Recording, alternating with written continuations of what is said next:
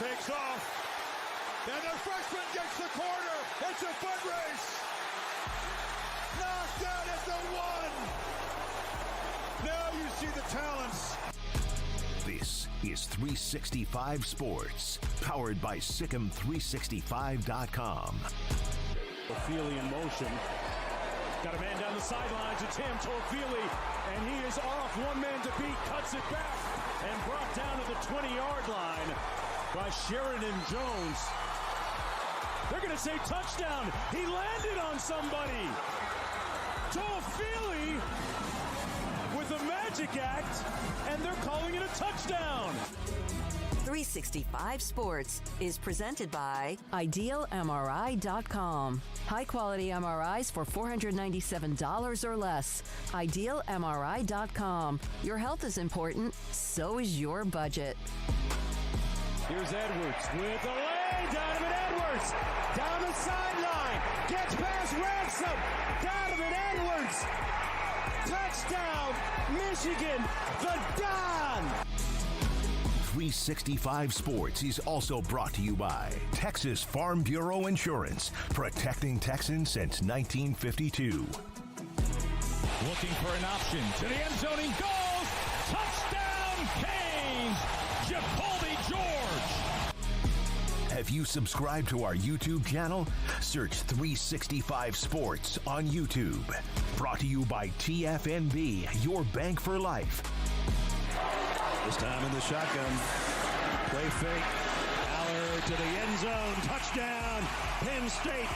Khalil Dinkins. 365 Sports is turbocharged by Unite Private Networks. Find out more at uniteprivatenetworks.com. They're going to go Wildcat and snap it directly to Mappa. He tries the right-hand side. He finds Painter. That's a Clemson touchdown. Now here's David Smoke, Paul Catalina, and Craig Smoke. All right, here we go on this Thursday afternoon. Hope you've had a wonderful day. We are loaded up today with our first guest coming at 3:45, Aston Jeanty, All-American candidate, Heisman-type candidate that we brought up, in fact, Craig did yesterday. Boise State running back, plus a couple of national analysts.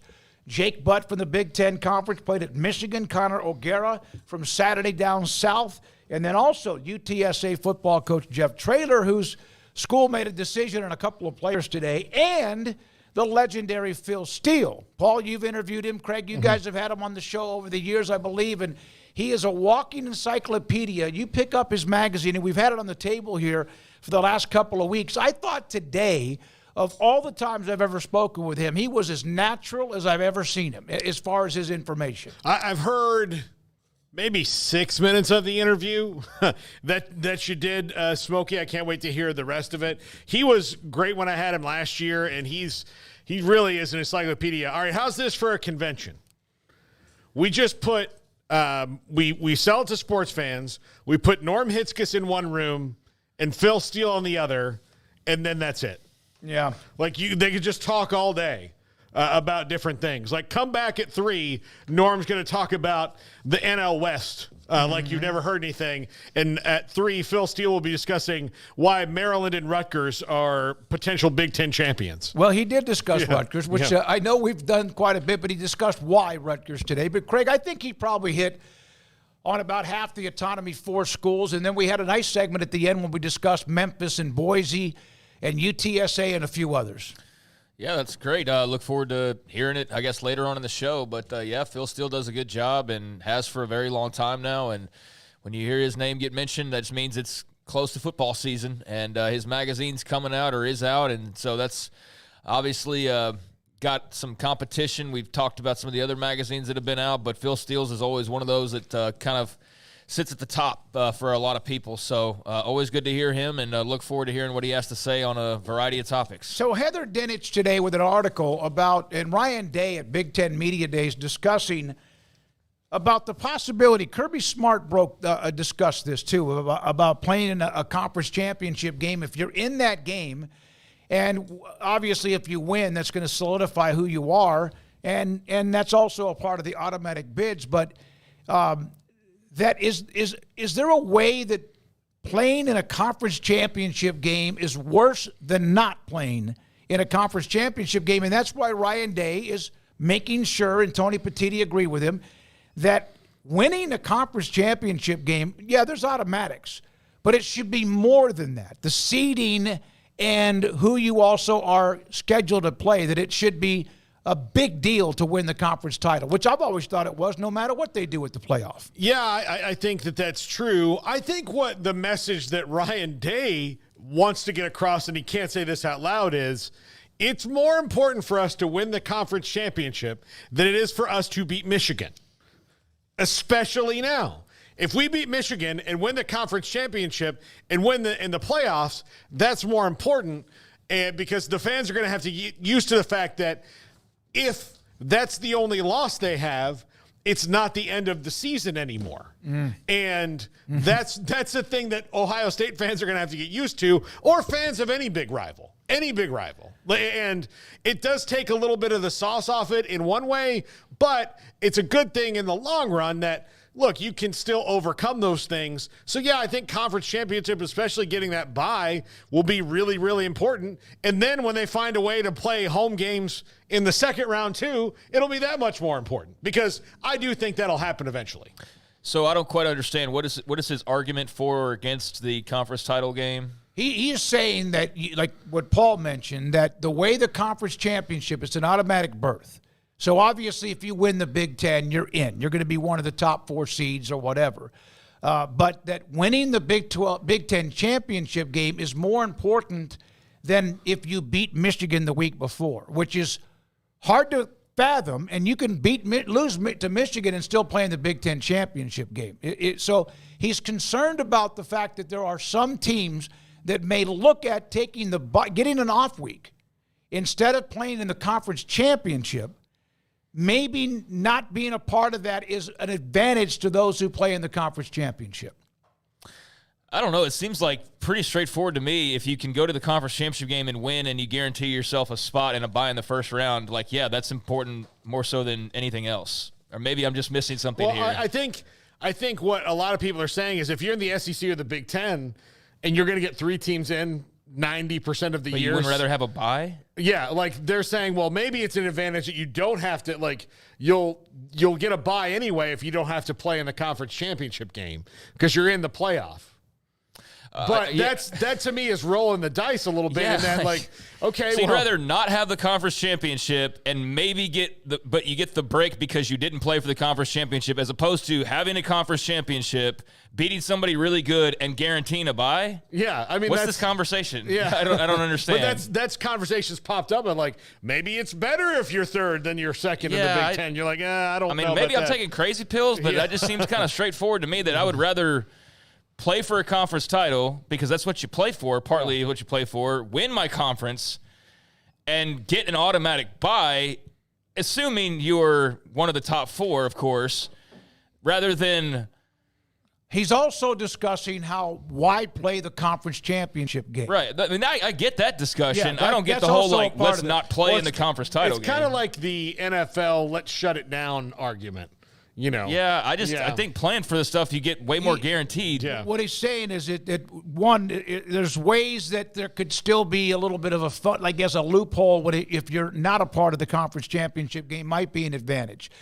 The other part of it, which we've mentioned before, but he's mentioning this, Tony Petitti said this as well, is that if you play in the conference championship game and you lose that game, whether you're 12-0 or whatever your record might be, you're then going to have to win 4 games to win the national title. If you didn't have the conference championship game, then you have more of another week of rest. But then who's going to be the automatic bye? But you also have to play another game anyways, because you're not getting an automatic bye. What do you mean? Because it's the highest ranked 4 conference champions get the bye.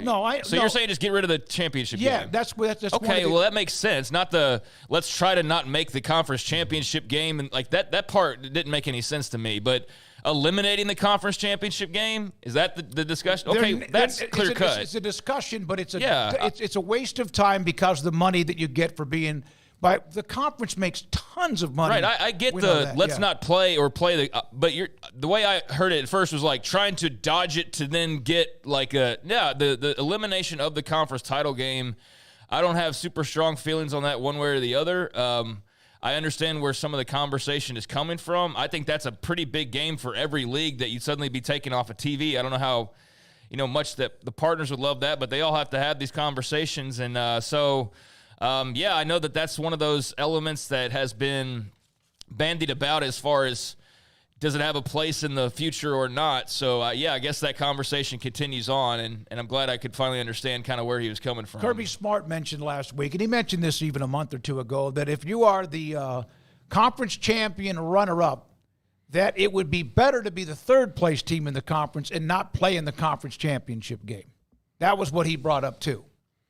Yeah, that's all poppycock. Doesn't want to get it, man. I don't what he said by that, but if you're the loser of the conference championship game, in this case the SEC, that the third-place team in the league might actually have a more comfortable path than those who lose in a conference championship game. Than those who lose, but that's like, let's not play so we don't lose. I mean, but the winner is guaranteed basically everything. So why would you not want to play for the bye and all? So that's where I'm coming from on it. But, I get there's all sorts of scenarios out there you got to plan for, but that one really seems like you're trying too hard to figure out a problem when let's encounter that problem first. To me, it's very defensive, and to me, it's almost a loser's mentality. Yes, it very much is. Not so much Ryan Day or Kirby Smart, because I wasn't at those press conferences exactly what they said. But you're like, man, we don't want to play in that game because if we lose,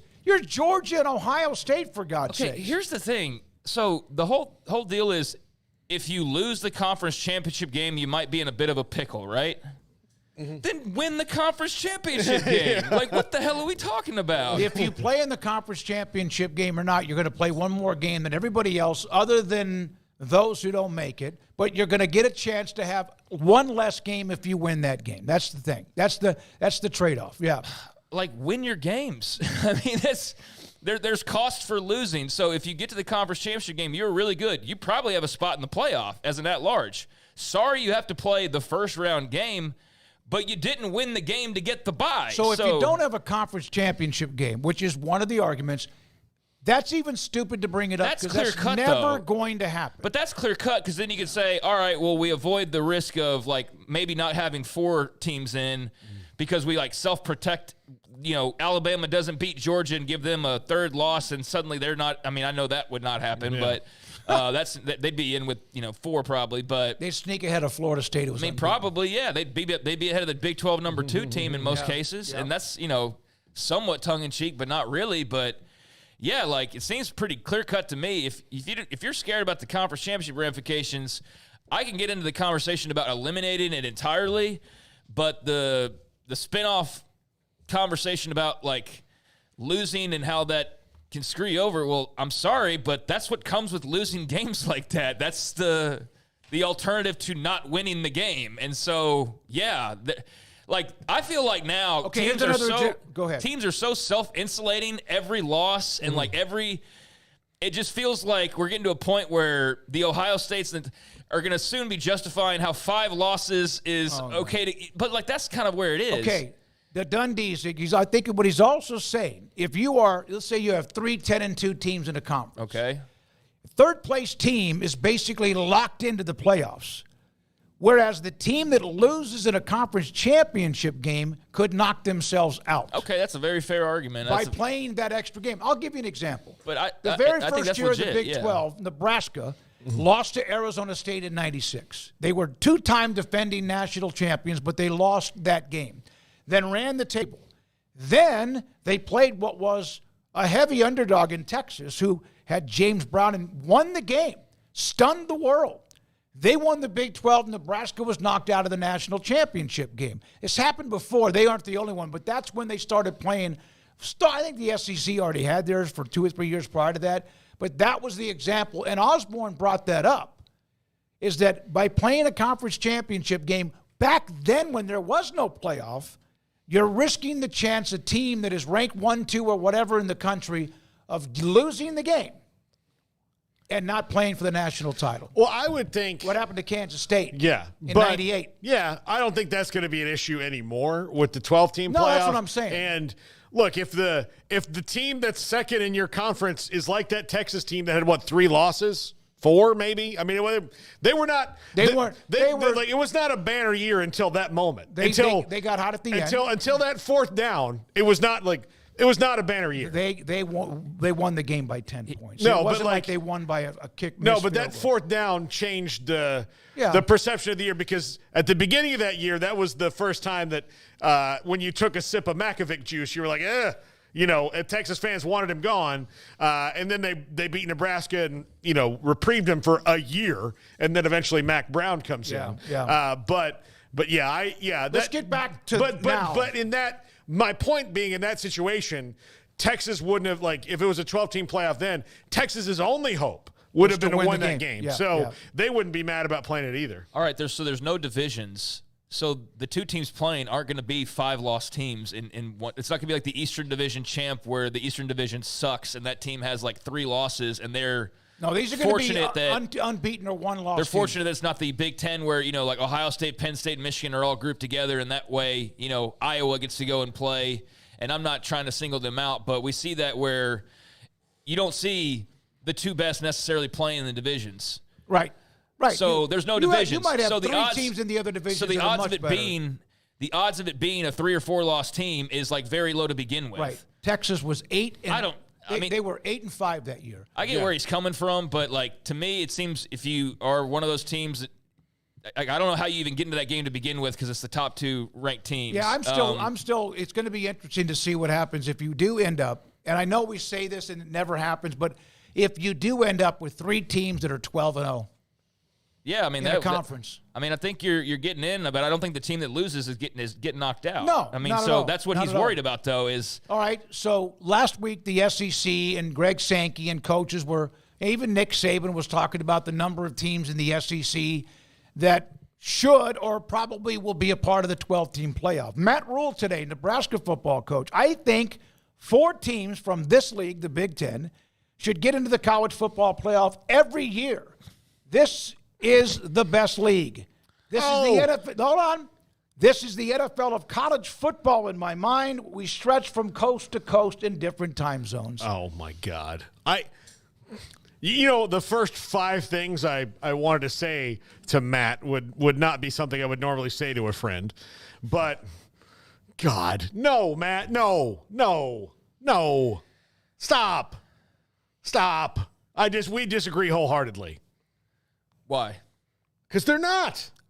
I mean, what if they are? What if they are that year? If they are that year, that's not what he said. No, he said 4 every year. 4 every year. So you're 12 teams, a group of 5, Big 12 and ACC, and then 4 from the SEC and 4 from the Big Ten minimum. That's Stop. what they're. Yeah. No. Look, here's the deal, guys. Let's just cut through the noise and all the guy's doing what is going to benefit him, and he's not doing anything but that. And just like a Big 12 coach would probably say, we deserve 3 or 4 teams every year. Now, they can't really say that because they're not viewed the same way. But if anybody from the SEC says that, nobody's going to bat an eye. Shoot, some of them already said it.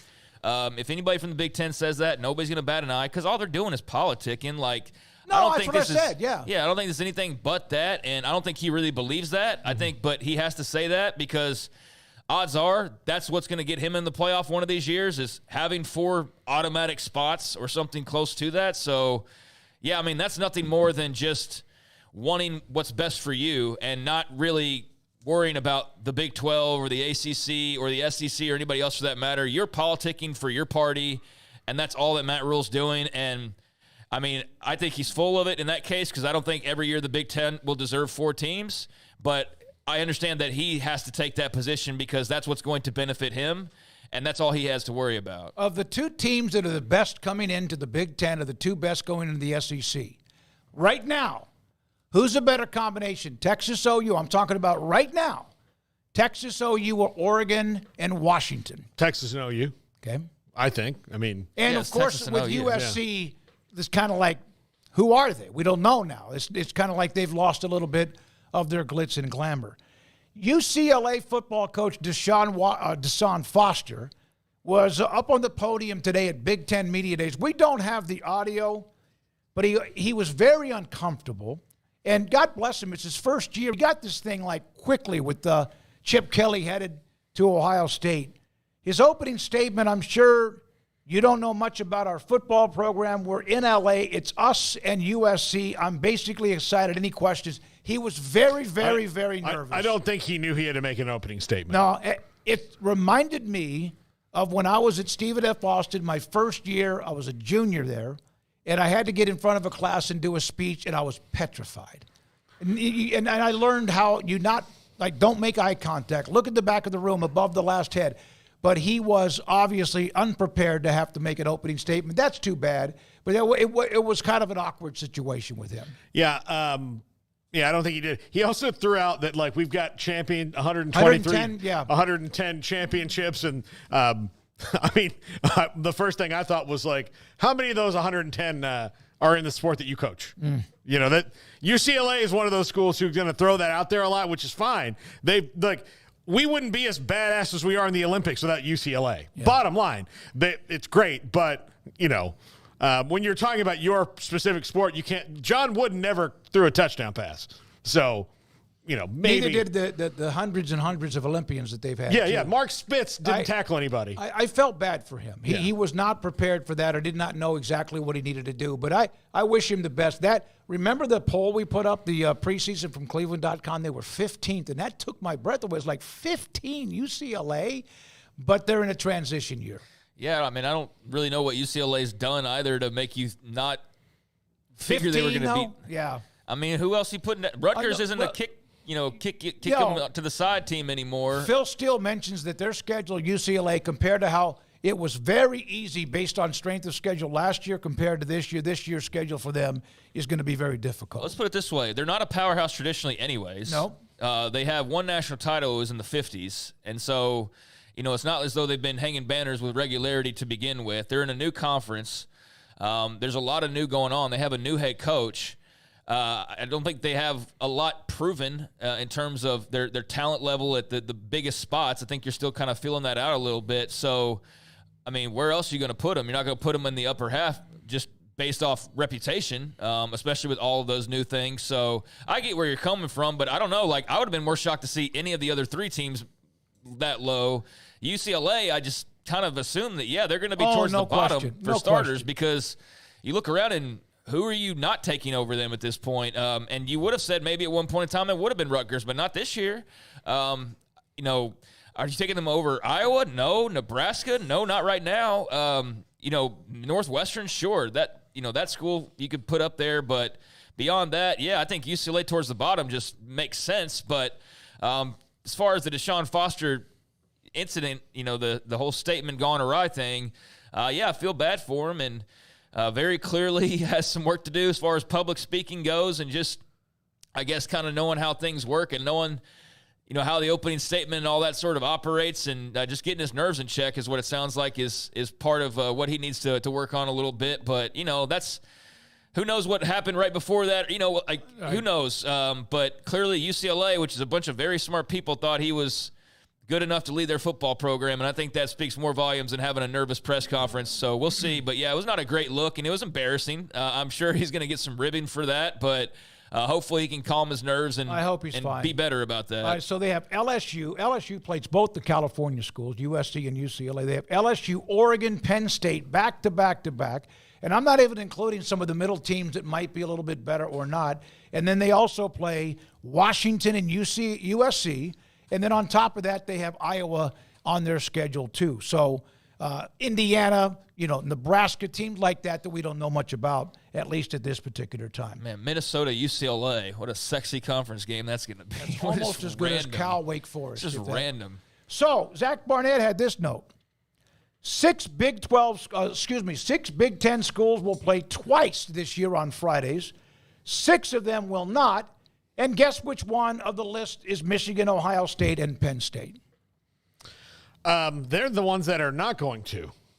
You remember when COVID happened and Scott Frost popped off, said we need to play?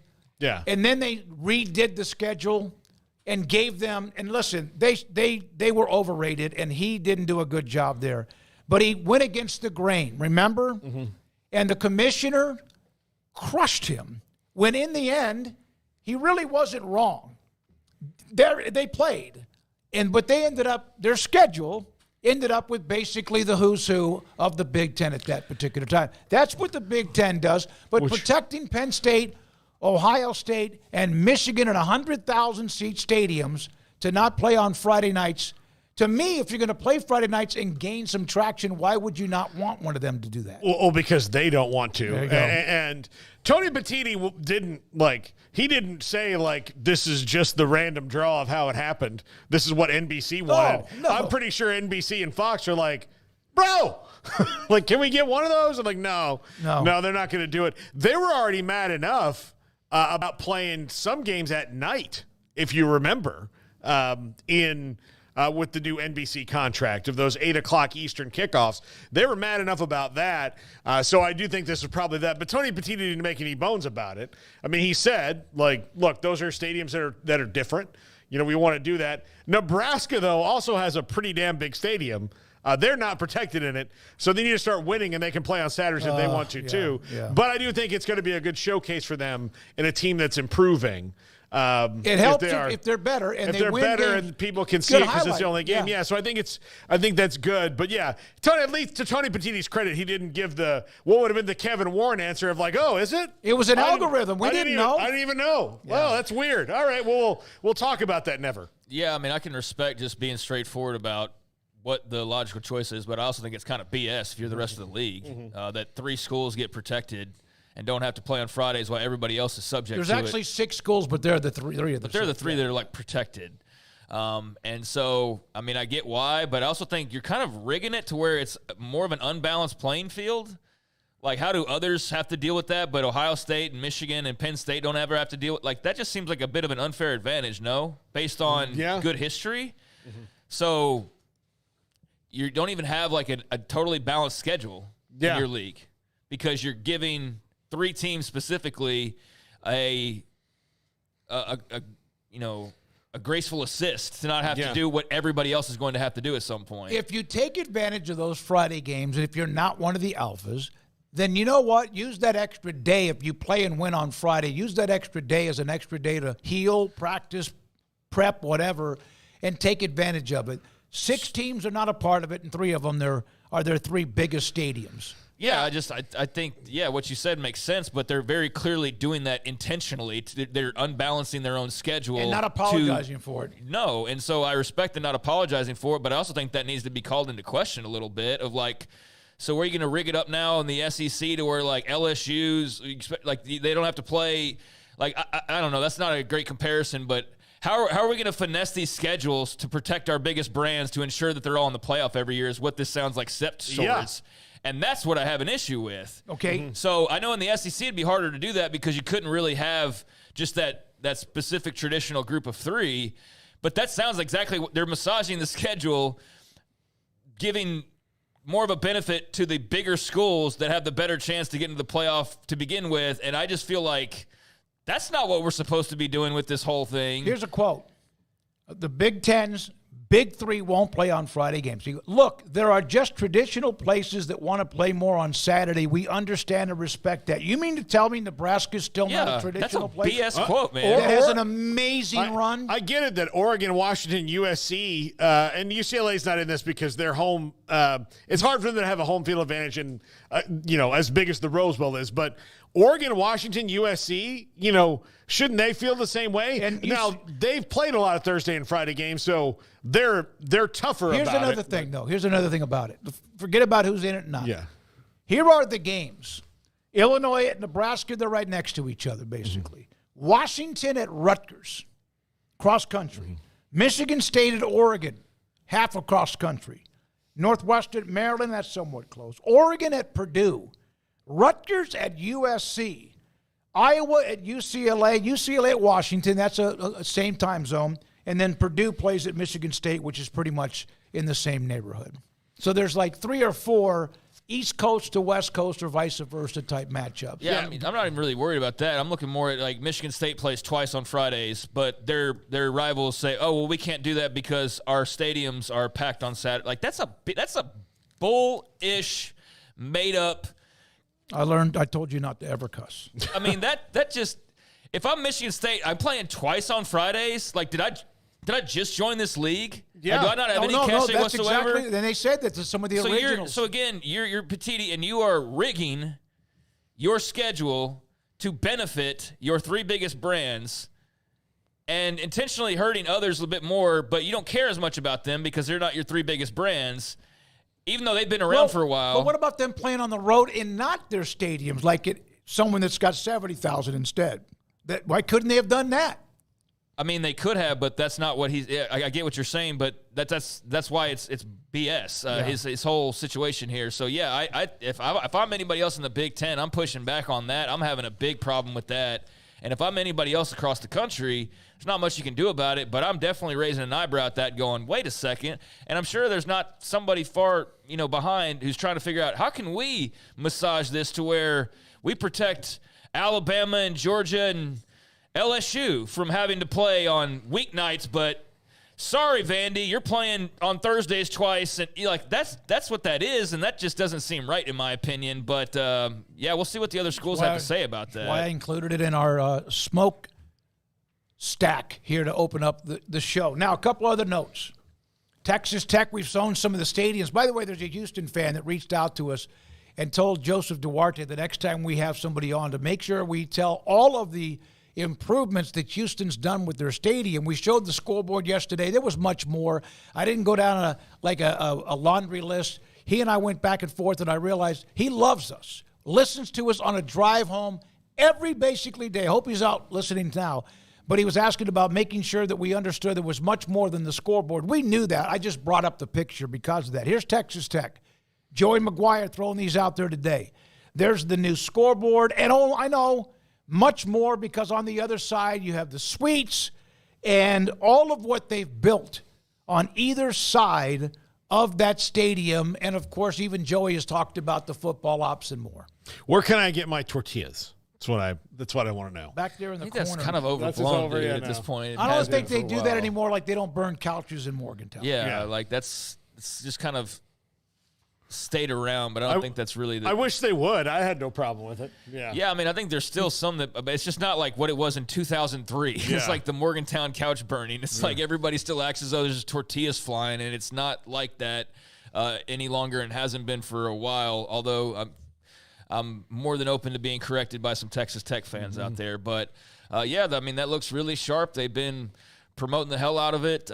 We've been hearing about this for, a good year now and seeing the updates periodically. I know Joey posts a lot of stuff, and that's a sharp facility that's going to, do them a world of good, I'd imagine, in recruiting and retention and just flat out being able to show off and feel like you have the best facilities in the Big 12. So, big investment by Cody Campbell and others, and good to see it coming to the finish line and what it's going to look like at the end. I think that's going to do wonders for them and pay dividends for a very, very long time. Garrett, let's do UTSA next. We have Jeff Traylor at 4:25 today, but today a couple of players, Nick Booker Brown and Corey Lucius Jr., are no longer a part of the football program.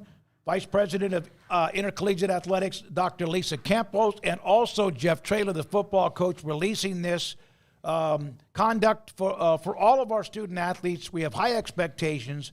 We will never compromise on those expectations. We are looking forward to the start of preseason practice on July 31st with an excellent group of young men in our program. Those two guys were involved in aggravated assault, and they are gone. Robbery. Well, I'm sorry. Aggravated robbery. Yeah. Still, either one's bad, but aggravated robbery, they have been dismissed. No questions asked. Move on. It won't be a distraction moving forward. Yeah. Well, this was coming. I remember hearing about this last month, and you just kind of schools have to wait until they hear the facts of it because you could move them away from the team, but before you make your decision. But this was coming.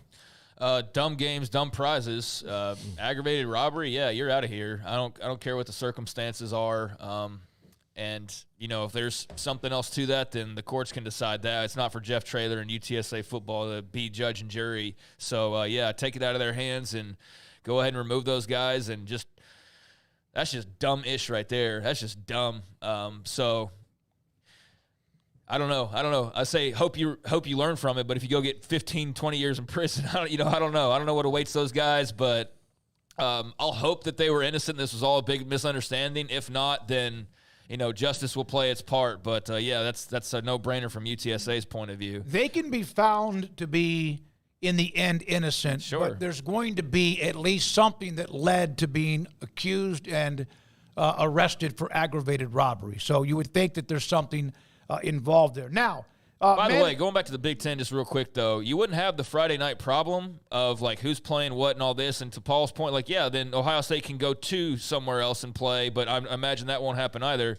But this is what happens when you have an 18-team league and only so many TV spots. Yeah. Even if you are the conference that has a deal with practically everybody channel-wise, which they've got, as many options, second to only the NFL, I think, in terms of, a league or an organization and their television partners. The Big Ten has as many as anybody other than the NFL. But, yeah, that's a byproduct, too, of, like, you got to put games somewhere. So, yeah, you're going to have to play Oregon and UCLA on a Friday night in Eugene, because that's the only place to put it where it's going to get television, on certain weekends. So, that's a problem you created yourself. I just wanted to add that to our previous discussion. Glad you did. Somebody asked, is the SEC playing any games other than Saturdays? In fact, the opening weekend, Arkansas, Missouri, and Oklahoma are playing 2 Thursday night games and also a Friday night game. Yeah. So I don't know about interconference games. I'm sure that also is a possibility because, as you said, 16, 17, 18 teams, man, there's only so many spots no matter how gigantically good you are when it comes to numbers and revenue. And I'm sure there's an algorithm or a formula that comes up, or the TV networks themselves decide, like, they want Oklahoma to play on a non-Saturday. And that makes sense because Oklahoma's a draw. But the way the Big Ten did it, they eliminated 3 of their biggest draws and took them away from consideration. And I just think that if you were to do that and you're saying, like, hey, Oklahoma and Texas and Florida and LSU, you guys, we're going to have to play on a Thursday on occasion. You're going to have to play on a Friday. But Bama, Georgia, and Tennessee, their crowds really love Saturdays, so they're not going to have to do that. Yeah. You don't think there'd be some pushback on that? I think there would be. I think there will be in the Big Ten as well. The only non-Saturday conference games that I see is what happens around Thanksgiving, with Ole Miss and Mississippi State on a Friday, Georgia Tech on a Friday. That's the only time I see. And doesn't A&M, and when does A&M in Texas? What day is that this year? It's Friday or Saturday. I know it'd be Friday, but that's the only SEC other than the opening weekend with those 3 non-conference games that I see that's not all Saturdays every weekend from the start. I will tell you the difference, though. If the SEC decided they had to play games on Friday night, one, they would act like it was totally their idea, and they're going to SEC Texas Friday. A&M is on a Saturday. Yeah, okay. They would pump that up, and then if somebody like Alabama said, "Well, we don't want to play on a Friday," they'd be like, "Look, guys, everybody's going to play on a Friday. We'll rotate it through. Just shut up about it." I still think they would be pissed. They would be pissed, but you wouldn't hear it wouldn't be one of those things like, Mississippi State going 3 Friday games. Are you kidding me? Yeah. What's going on here? Yep. All right. So we've got the Aston Jeanty just around the corner. I think that's pretty much everything. Oh, let's go to the Florida high school football note from our good friend Darren Heitner. High school players, athletes in Florida can now sign NIL deals. I mean, good for them. I really don't care at all about high school kids signing. And I mean, I'm glad for them. But, like, in terms of, like, hey, did you hear the 4-star wide receiver from Okeechobee signed with I don't care. I don't care. This is all just to recruit more and more and more. Now, if the business side of it, like, hey, if Gatorade wants to sign some 17-year-old track star in Miami, that's awesome. Like, good for them. I think that's Trayvon Bromell or someone like that. I mean, whoever. Yeah. I left it vague on purpose. Whoever would fit that bill, or whatever sport you want to fill in the blanks there, that's all great. But I know in Texas and I know other places, the recruiting, and for all these people that love tradition and love, keeping it pure and innocent, they sure do go grab guys from small towns and bring them to big 6As in Dallas a whole heck of a lot. That happens constantly. It happens in Waco, too. Yeah, it happens everywhere. Yes, I'm leaving it vague intentionally because you can just fill in the blanks. But yes, San Antonio, Houston, Waco, wherever. But, yeah, like this is great for the athletes, but I just know this is going to lead to some of that recruiting and things like that and just more of the messiness of NIL that I just don't care that much about. So, I think that's something that will certainly benefit some people who deserve it to promote their name, image, and likeness and earn money off of it. But I hate that the adults are going to, find a way to also use that to their advantage as well. All right, we've got a rapid succession of guests coming up here with Aston Jeanty. Let's break here and try to stay on time. There is the note that the Olympic Games have started, and there was an amazingly controversial game earlier today between Argentina and Morocco. We'll get to that later in the show. Also, the United States is right now playing France and down, the last I saw, 2-0 in their group of that opening game against France, the home team. When we come back, we'll hear from Aston Jeanty. This is 365 Sports. It's the heat of summer, but the real heat is what you're cooking on the grill, smoker or oven. Waco Custom Marketplace can be your go-to playmaker for summertime grilling. You can't go out and eat? Be your own chef. Custom ordered cut ribeyes, sirloins, fillets, New York strips. Focus on high-quality beef at a competitive price. Waco Custom Marketplace has fresh deli cuts with sliced turkey, ham, pepperoni, or corned beef. Fresh seafood, salmon, shrimp, mahi-mahi, live lobsters, and great priced chicken products, whole birds, tenders, chicken breast, and wings. Smoked items unique to Waco, house-made bacon, summer sausage, boudin, hot links, and German sausage. Every seasoning for every meal or occasion, grilling, baking, or frying. Your hometown grocery store with canned goods, pastas, fresh baked bread, buns and chips, sauce, condiments to pickles, charcoal, and lighter fluid, cold beer and wine. The best kolaches in Waco, mouth-watering cinnamon rolls, here for you in the community, helping avoid the long lines and crowded stores. Serving quality local products to the Waco community and beyond. Go online for more of the weekly values on their Facebook page. Waco Custom Marketplace, 425 Lake Erie Drive in Waco, or WacoCustomMarketplace.com. Make this the summer of Ram at Allen Samuels in Waco. Drive home in a 2025 Ram 1500 Lone Star for just 2.9% for 72 months, with no payments for 90 days. Plus, first responders get an extra $500 off at Allen Samuels.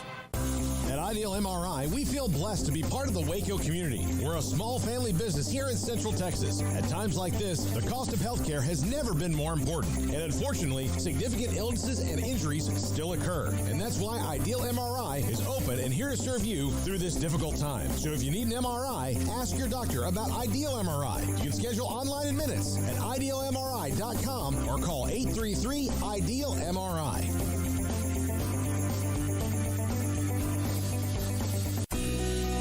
Johnson Realtors guide you seamlessly through the process of buying your dream home or selling your current one. Commercial, farm and ranch, or residential, Camille Johnson Realtors can smoothly and successfully lead you through any transaction. With a team of 28 experienced agents who are excited about serving you, Camille Johnson Realtors services the entire greater Waco area. If you're in the market to buy or sell, contact Camille Johnson Realtors, 104 Midway Center in Woodway, or find them online at www.camillejohnson.com. Camille Johnson Realtors, elegant, charming, warm. Welcome home. Parenting is full of surprises. You never know what to expect. So after our son was born, I called my Texas Farm Bureau insurance agent to set up a life insurance policy in case something happened to me. Sawyer is now 2. And we'll soon have a sister. There's no one else I would trust with protecting my family. Stop by and see our agents at one of our 3 McLennan County locations. Coverage and discounts are subject to qualifications and policy terms and may vary by situation. Baylor alumni are more than 160,000 strong. When we all join hands to support our university, we don't just move the needle, we move mountains. Working together, we create life-changing opportunities for students on the field, in the classroom, in the laboratory, and in life for generations to come. So get connected, get involved. Learn how at Baylor.edu/alumni. Let the journey to financial brilliance begin with Genco's limited time offers. Max your earnings with a Kasasa cash account and get paid monthly with a 4.25 APY. That's $425 annually. Then invest in a 13-month share certificate and earn 4.9 APY. That's $529. Earn cash and outshine the rest. At Genco, we offer you the sun and the moon. Kasasa based on average daily balance of $10,000. Certificate based on $10,000 investment. See GencoFCU.org for details. NCUA. This is 365 Sports. The 3 o'clock hour is sponsored by Waco Custom Marketplace. Meats, sweets, Texas treats, and a cut above the rest. 425 Lake Air Drive, Waco. One other note that we didn't get a chance to do, we're waiting the call from Aston Jeanty at any moment. The Rose Bowl. This is Paul's favorite topic. The Rose Bowl has basically told the college football playoff that they want to remain on January 1st. They want their same 5 p.m. Eastern time slot. They want to make sure they protect the parade, which is a long-time tradition, and also that means they could be a permanent quarterfinal round game and not a semifinal or national championship game. Okay. I mean, can we get him to just shut up about it? Then, if that's what it takes, then I thought give that it to him. already been settled. Yeah. I mean, I'm. That's one of those other things. I'm done with hearing about the Rose Bowl and its sunsets. And like, okay, if that's what you need to just close the topic, all right, let's do it. Yep. You don't want to be a semifinal game or whatever, just so you can have your sunset. Fine. Somebody else will gladly take that. But yeah, I don't know. Haven't visited. I know I'm missing. I don't understand because I haven't been there. But it's beautiful. But it's not like it's not the only reason to go to a game is to go. Yeah, it's not the end all be all. Aston Jeanty, All-American running back, Boise State, joins us. 365 Sports. Craig Smoke and Paul Catalina and David Smoke. Ashton, thank you very much. So I know media days for you was a little unique because of the setup of where the circle was compared to where you were. Did you still enjoy your trip to Vegas? Yeah, I definitely still enjoyed my trip to Vegas. And, maybe I didn't get to go on the circle, but, I had just as much fun and, just as much media as I wanted to come to talk and interview me. Well, was it in a way easier that you had this private media day, that it couldn't be all day for you? It was just, however long it took at the Bellagio, which I wish I would have known that you were going to be there. I was staying there until that day. I would have stayed later and come down and we'd have hung out. We'd have gone to see Blue Man Group together or something. You got to see the local shows, huh? Yeah. But, it was good. I mean, it was still a lot of interviews. I don't know how long the other guys are interviewing, but I think it was interviewing for a good bit. So, but it was still a good turnout regardless. But, I guess some people didn't get the memo like you, but it's all good. Ashton, you're back in Boise State, blue and orange. It's pretty well known. You had a huge year last year, and I'm sure there were some schools that came calling. But fast forward a few months, you guys are getting ready for another season. What's it just feel like to be still there in Boise and getting the troops ready to go play some football again? Yeah, it's great. It's like a good place to be, getting ready for fall camp and, just, throughout my career, dreamed about being in this position and, we have a lot of big things planned for this year, being with the new setting of college football, being able to make it to the college football playoffs. Just so many different things. It's really exciting. A lot of pressure on us too, you could say, but at the same time, I think not only me, but me and all the guys are excited for fall camp. There's a lot of discussion in some conferences positioning themselves, hey, we should have 2, 3, 4 teams or more. And yet the good news, as you just mentioned, is that a group of 5 school or whatever we can call that with Boise State, Memphis, et cetera, UTSA, have a chance, have a legitimate chance. Somebody's getting in. How much more of an adrenaline rush is that knowing that's possible? It's definitely more for sure. But, at the same time, it would be just like before, just taking it one game at a time. And, we got to keep winning week by week to put ourselves in a position to get there. How do you feel about the rest of the offense? You have to change starting quarterbacks again, which, is always a challenge, but the way that things have come together and built around that, do you feel confident that, if it's Malachi Nelson or whoever else it is, that you guys will still be able to be that kind of dominant force you have been? Yeah, I feel confident in whoever it is on the field, and not just even the quarterbacks, but receivers, running backs. I mean, there's guys behind me that can play ball too. Tight ends, O-line. I mean, all around. I mean, the offense is very good, and we have a lot of depth and a lot of guys who can play ball at a high level for us. Ashton, you had a huge year last year, not only on the ground, but through the air as well. I mean, over 500 yards receiving, a handful of touchdowns.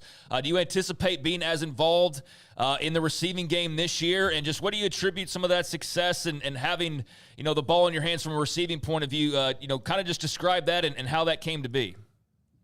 Yeah, I definitely expect to be in the pass game heavily like I was last year. I mean, because not only it shows my versatility, but it's another component of the offense that makes it even better.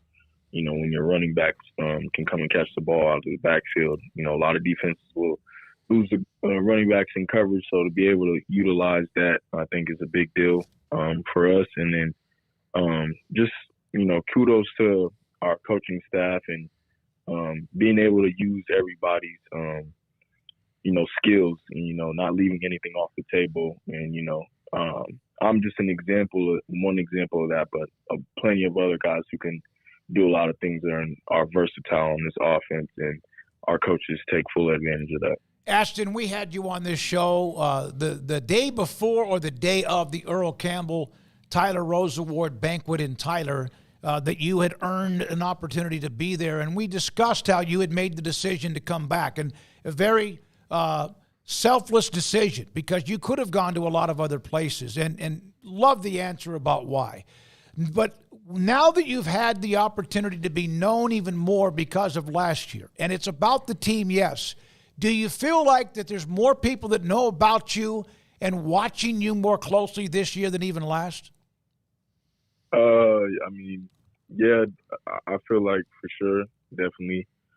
I mean, it was already a lot last year, but people, able to see my personality and able to see me make a decision like that, it's almost where they feel more connected to me, on a deeper standpoint, because they see what my values are, what my views are, and just who I really am as a person.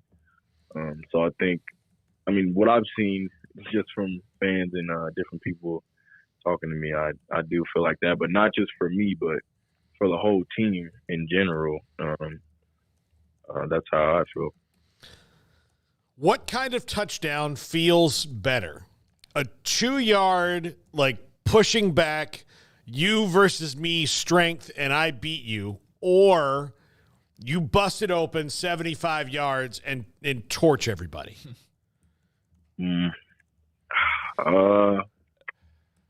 That's a man that's done both, man. That's got to be a great that's feeling. Why I asked, yeah. It's hard, but I'd probably say just big play, 75-yard touchdown, because I feel like that's more demoralizing to the defense than a 2-yard touchdown where it's all right, we got a higher chance of scoring right there. Whereas if that happened, that's a big play, and that gives us momentum and even more excitement. So, do you have a new dog?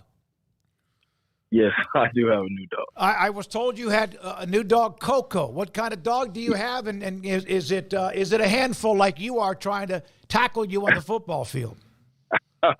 Yeah, her name's Coco. She's a Labradoodle, and yes, she's a handful. She could be out there running that ball like me if she wanted to. Okay, you're out in the field, and you're trying to play. Obviously, is it a puppy? It is a puppy. Oh my God, big dog, right? It's full of itself. So who has better moves when they're trying to maybe avoid the other or tackle or play with the other, Coco or you? I think she's better in space, right? You put me in the phone booth, right? I'm making her miss. And then if I'm like, say we're in the house and I'm trying to catch her, get her to go in the cage, I'm getting her every time. But like if she's trying to get me in the house, she's not touching me. But outside in the backyard, I can't catch her, man. She's got me beat. Coco the Lab. Where did you get Coco? This couple, their actual like their main doggy had babies, like 11. So they were selling them outside of Walmart. Actually, I had just went to Walmart to get some regular stuff, and then I seen the sign and a bunch of puppies, and then just went over there to just play with them at first, and then I seen Coco. She was the only brown lab, and 10 other black labs. So she just stood out. That's awesome. Yeah. That's a great story. That's a nice friend. No matter if you have a great game or a tough day in practice, best friend. There's nothing better than that. Yeah. So when you were in high school, I guess you were obviously a dynamic playmaker, but did you play on the defensive line too? Yes, I did. I played all 3 levels of defense. What was your favorite on defense? I would say safety, or actually, I'm gonna say D line because when I was playing DN, I feel like I understand defensive players or D linemen when they get a sack, that's like a touchdown for them. Does that play into what you're able to see as an offensive player, having that knowledge of kind of how it operates on the other side of the ball? Yeah, I definitely think so. Just being able to play so many different positions has expanded my knowledge on the game, and a lot of times I'm able to see things and think in a way a defensive player would think to help me. So, Ashton, you're obviously getting a lot of attention. Mountain West Player of the Year. You decided to come back to Boise. We talked about that a bit earlier, and I think in one of our previous conversations with you. The NFL dream, I'd imagine, is out there for you, but you obviously got this year coming up. I know it's weird nowadays for running backs, but just kind of where is that in your head, and what were you kind of told, I guess, when you were debating, last offseason what your future was going to look like? Where is the NFL big picture, and does it make it more complicated being at the position that you play? I wouldn't say that it makes it more complicated. I mean, the markets change for different positions, and the market, it could change after this year, next year, who knows, right? But I think in terms of just with my career and the position that I play, not money involved, just longevity. I mean, you want to get as many years as you can out of the game. So, however which way the season goes, I mean, I'll make my decision after that with whatever is right. But I mean, the ultimate goal is for sure to play in the NFL. But I have to, build on what I did last year and handle business for these next 6 months. Then maybe I'll have a chance to do that. We brought this up back when we had you on before, but for those that don't know, you were in Italy? Is that correct? Yeah, Naples, Italy. Yeah, your father was stationed in Italy, and you played football there. I had played football in Japan back many, many years ago on an Air Force base against others, military brats. What was that like, and what was it like to be overseas like that and enjoy the tradition and history? Yeah, it was an amazing experience. Something that I'll never forget. I mean, just for one, living overseas, that's a blessing. Most people don't get to travel out the country at that age, if at all.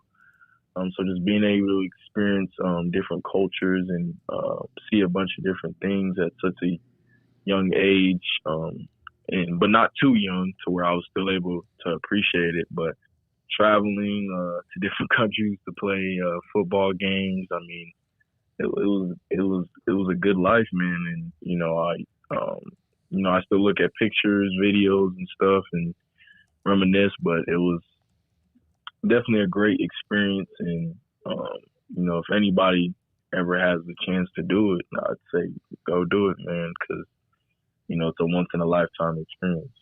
just the pasta alone would have made it a dream for me. Exactly. Yeah, I'm sure. Do you have? Is it? Stomachs.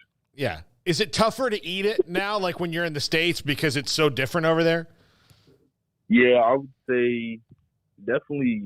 I wouldn't say pasta as much, but for sure pizza, because like the pizza tastes different, and like compared to like American style, like it's made a little more like naturally.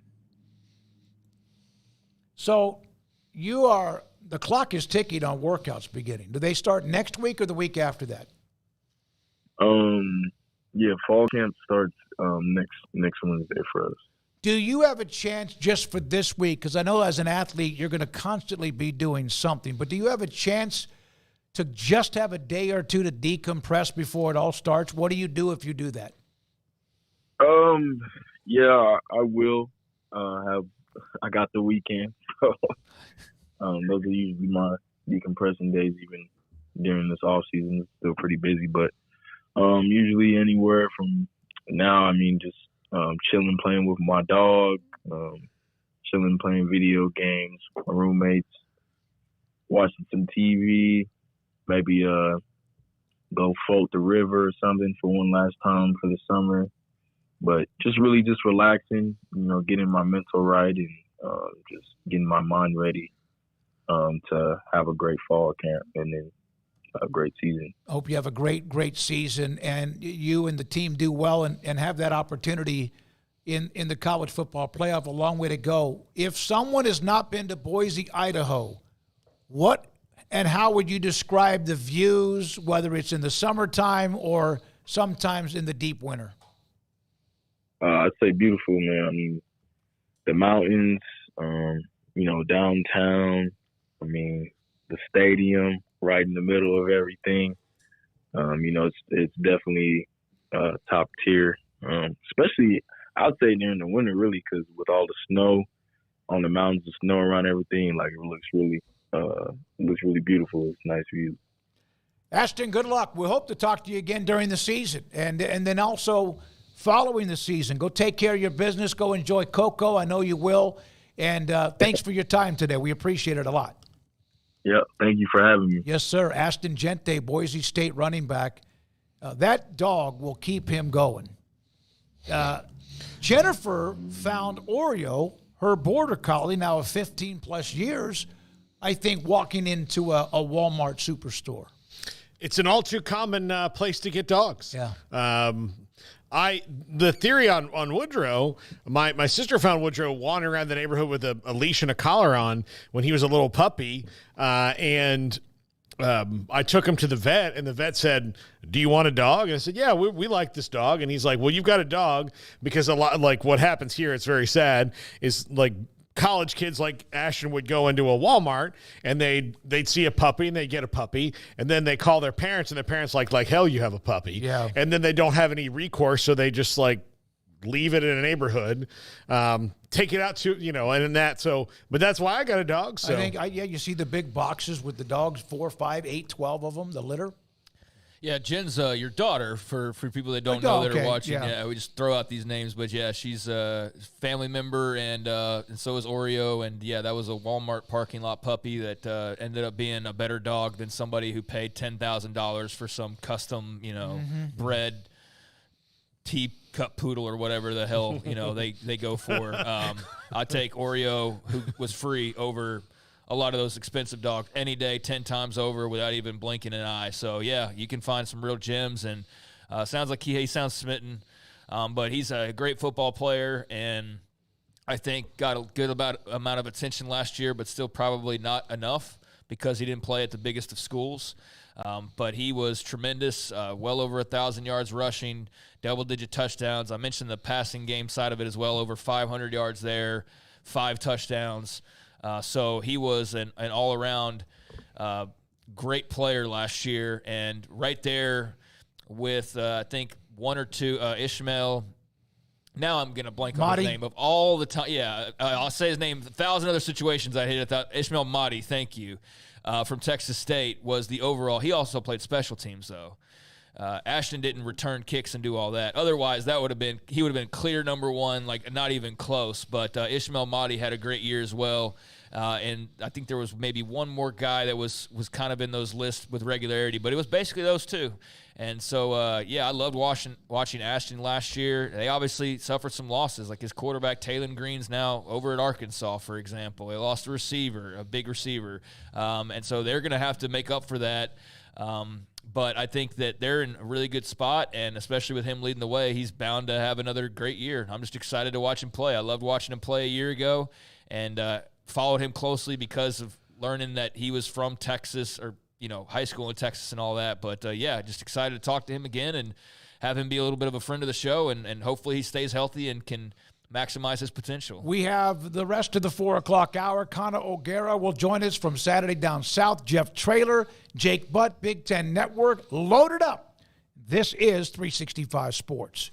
And Ideal MRI is where you can find the evidence and the facts, the images of what maybe or is bothering you, what is hurting you, whether it's your lower back or your shoulder, your knee, something that is shutting you down, something that does not allow you to sleep well, something that's forcing you to look at Advil or something more powerful, something your doctor wants a better look at.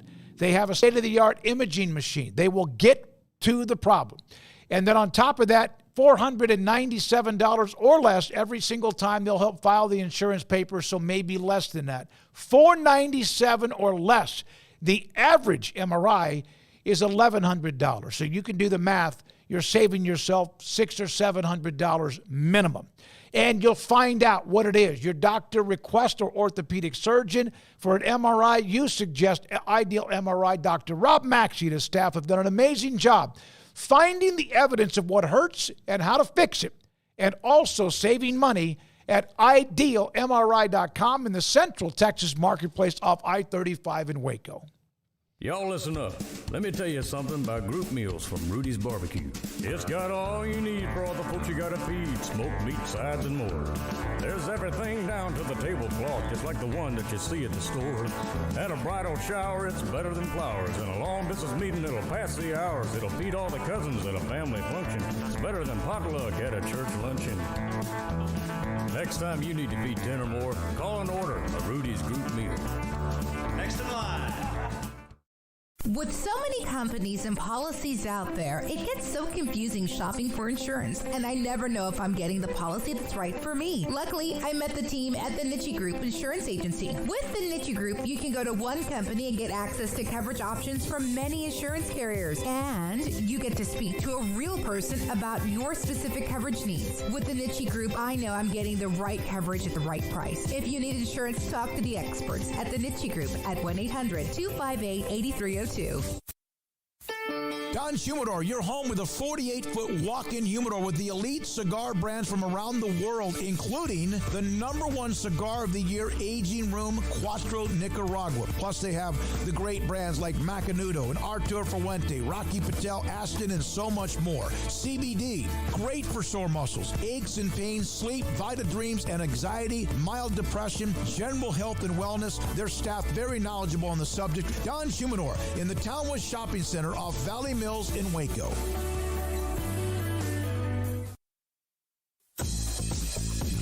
Baylor Scott & White Southwest Sports Medicine and Orthopedics, the team physicians for Baylor Athletics, diagnosing and treating all sports-related injuries, including concussions. These specialists also provide orthopedic services for athletes and non-athletes alike, whether it's knee or shoulder pain, a wrist injury, orthopedic spine care, and even an arthritis and total joint clinic. Trust the doctors Baylor Athletics trust. Baylor Scott & White Southwest Sports Medicine and Orthopedics wants to get you back in the game.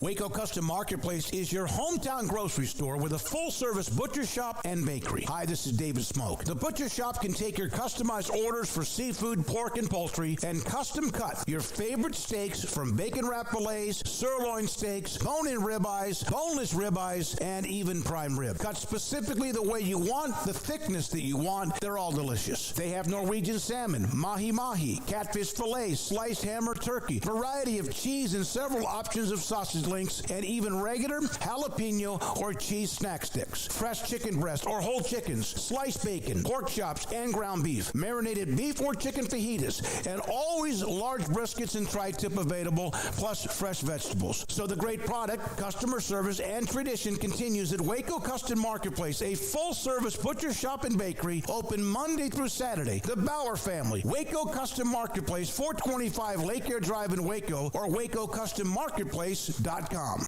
Ready to take your business to the next level? Carrion Solutions has got you covered.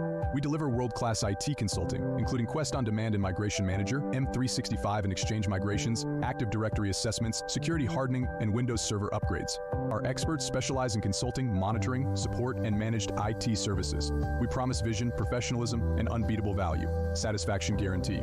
If you're not happy, we make it right. Remember the name Carrion Solutions. For more info, email sales@carrionsolutions.com or visit carrionsolutions.com. That's CARRION solutions.com. Carrion Solutions IT success guaranteed.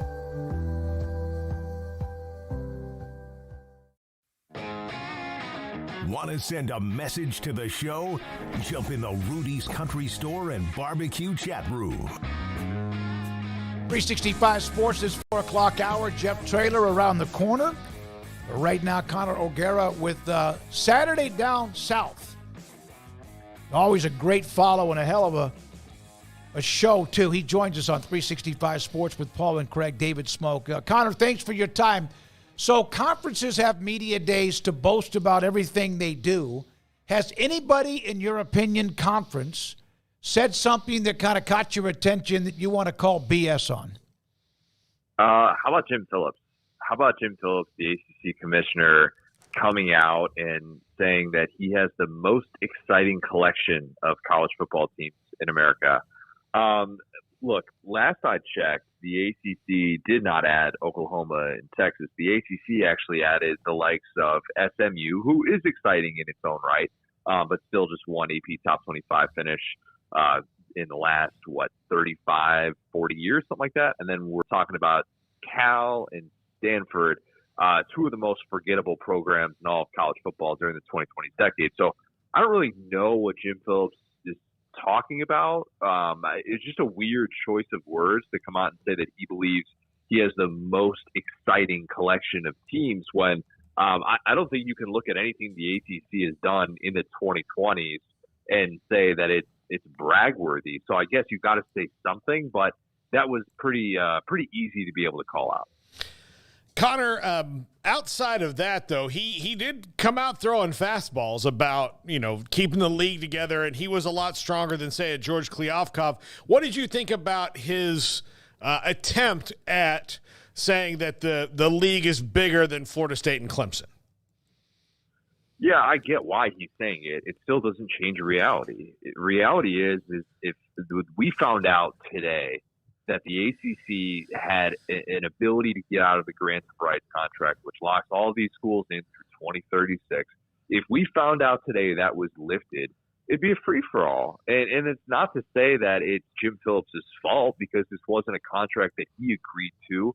And at the same time, I do think that there's only so much that he can say in this position. And, of course, he's not going to come out and say, well, we just want to do whatever we can to please Florida State and Clemson, our two most prominent programs who we're currently involved in a lawsuit with. No, he's going to try and come out and make it seem like the ACC is more stable than ever, when in reality, I like the future of the Big 12 a lot more than I like the future of the ACC. And I think you look at the ability to pivot in this day and age of realignment, and the ACC has put itself in a really tough spot, while others have been able to maneuver the system to be able to benefit themselves a lot more, in my opinion, than the ACC has done. Since we're starting off on the realignment topic, and you're a guy who covers the SEC with regularity, when you hear all of the conversations about, well, they wouldn't want Florida State, they wouldn't want this team, Clemson, but they would want this team. What configuration, if you just, hey, Connor's in charge, the dam's breaking, who makes sense for the SEC, what would you say? I think if I had my choice and if I weren't concerned about TV markets, I would just take the best football teams. I would just take Clemson and Florida State. And, at the same time, these SEC teams already have rivalries with them, and there's already an SEC footprint in those states. So that's why I've never necessarily been a believer that just in the chance that Florida State or Clemson all of a sudden becomes available, they pay to get out of whatever the branded rights is. There's some sort of legal action that goes in their favor. I just don't necessarily think that's going to be in the cards. I think someone like UNC would be fascinating. I think UNC would actually fit the culture pretty well. I think that getting into the state of North Carolina is a priority for the SEC. I think Virginia as well would be really interesting. I do think that there is a desire to continue to try and keep that region somewhat intact, but at the same time, I think bringing in a program that doesn't just care about football would be of somewhat of an interest to the SEC. I mean, it was when they brought in Mizzou, which was over a decade ago. So I don't know. I think that there will be definitely measures taken down the line, but I do believe Greg Sankey when he says, as of right now, yeah, we're good with the 16 we got. Connor, knowing that there are 12 college football teams that will make the playoff, knowing there are automatic berths, how would you at least forecast how the 12 are split up among conferences overall? The Big Ten and SEC are going to get the lion's share. They just will. And if you think that all conferences are created equal, then tell me why the ACC doesn't have a single New Year's Six bowl victory in the 2020s. Okay, we can talk about last year and about Florida State and conspiracy theory to leave out a 13-0 Florida State team. And I was fully on board with Florida State getting in over Texas, actually, but that's a different discussion for a different time. The way that this sets up, you're going to give the benefit of the doubt to the conferences that have shown they can be on that stage. And fair or not, that's been the SEC. That's been the Big Ten. The question with the Big 12, I think, is going to be interesting. Is the Big 12 going to be a one-bid league, or will they get that second team in there? Because you look up and down the Big 12, and the thing that's working against them from the playoff selection committee, but maybe working in favor of it from an entertainment standpoint, is that you don't have these big powers anymore with Texas and Oklahoma gone. If you try and find a national championship among these current Big 12 schools, you got to go all the way back to 1990 Colorado. You're not seeing Big 12 schools that have top 20 recruiting classes. You're seeing a very different landscape with the conference, and that's going to be more fun and more competitive. But how does that potentially work against them in the eyes of the selection committee, who told us last year with the Jordan Travis deal, hey, if you're not as talented and if you're not putting out as good of a product, we're going to look beyond your record. So it could hurt the Big 12. I hope it doesn't, because I believe the Big 12 is America's conference, but I think that's kind of going to be the way that it breaks down. And then with the ACC being more likely to be a one-bid league than they would probably care to admit. Do you think tradition and history should play any role whatsoever in who makes the playoff each year? It shouldn't in theory, but it's hard to ignore this. It just is. And look, what do you define as history? Because Georgia has a history of beating up on everyone. I mean, they're trying to have their fourth consecutive 12-0 season.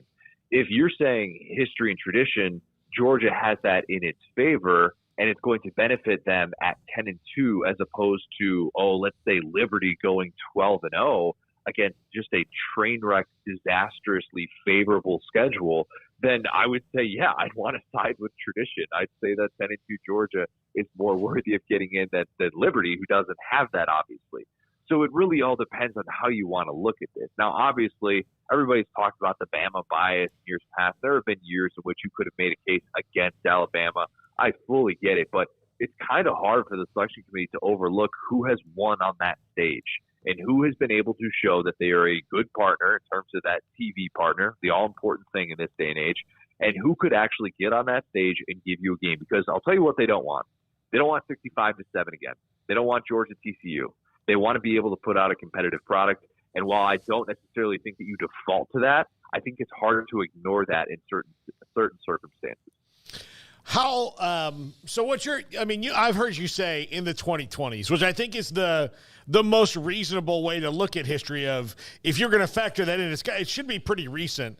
I think that for certain, like in the way that the SEC gets buoyed, it goes back a little further than that. And same maybe with the Big Ten and the other conferences, that we really, if we're going to look at history, let's look at right now the recent history, guys who were on those last couple teams or what they've recently done, as opposed to, 10, 12 years ago, which seems to pop up a little bit more than it should. Yeah, It's fair. Auburn shouldn't get a spot into the 12-team playoff because it went to a national championship in 2013 and it won one with Cam Newton in 2010. If that's being factored into this, then what are we really doing here? I mean, it's just absurd.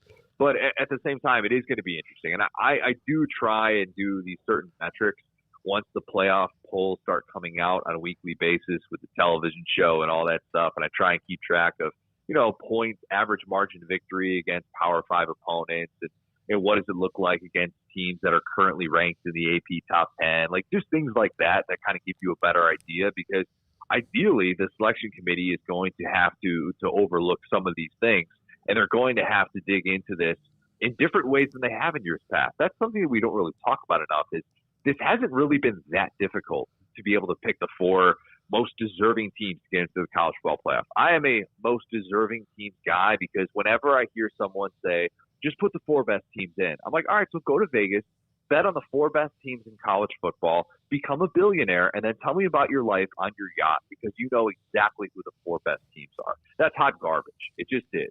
So give me the 4 most deserving teams. In this case, give me the 12 most deserving teams in college football. Hopefully the selection committee will be able to look at that and not just simply look at who has the most national championships in their trophy case. There has been summer after summer after summer of craziness in realignment, from the time the Texas OU story to the SEC. Brent Zerneman had that. When that came down, when you look at where Texas was at the moment that was announced, they were average, right? Now you look in 2024, they walk into that media days kind of with their chest out, feeling pretty good about what they are, what they're doing with Steve Sarkisian. Where would you have thought they were if 2021 immediately led them coming into the SEC? Man, it is crazy how much things can change in 3 years. I mean, it was before Sark had coached a game at Texas, and I think if you had asked me even a year ago, 2 years ago, I would have told you Texas is going to be a punching bag. Everybody's going to be making jokes at their expense. They're going to be talking about the horns down stuff. And the horns down stuff is interesting simply because if you're going to be flagged 15 yards in college football, you better know why, and you better have a good reason why. So I think it's more interesting from that perspective as opposed to just the Texas fan reaction, which is really overblown. But nonetheless, Texas doing what it did in Tuscaloosa last year changed everything. Mm-hmm. It's not just that Texas went to the playoff. Oklahoma went to the playoff a bunch of times. You know what Oklahoma never did? Never did quite what Texas did last year by going into Tuscaloosa and handing Nick Saban's worst loss ever at Bryant-Denny Stadium. That's the type of stuff that matters in the SEC, and that's the type of stuff that gets everyone's attention. So Texas comes in with this swagger, with 67% of their production coming back, with Quinn Ewers coming back, and a coach that they feel really good about, Steve Sarkisian. So I don't necessarily push back on the Texas swagger. I think Texas gets off to a 12-0 start. I'm already on record saying that. I think that they get off to this start that makes everybody go, wow, is Texas about to win a national championship? And I do think that they're going to show that they belong. Also helps that their schedule might be the single most favorable in the entire SEC. I would say number 2 in that is Texas A&M, who's the last team they'll play in conference, and that'll be a huge rivalry reborn, and Kyle Field will be ravenous and rabid that day. Now, that doesn't mean that A&M can win. What do you think about Mike Elko, year 1? I love Mike Elko. I've loved Mike Elko since, 2017. I met him on the sideline at IMG Academy while he was doing some scouting when he was the defensive coordinator at Notre Dame. Kind of before he became a household name, and getting the opportunity to talk with him that day, I remember thinking, this guy knows what he's talking about, and I feel really dumb. I thought I knew myself, and I was like, Mike Elko's a pretty smart guy.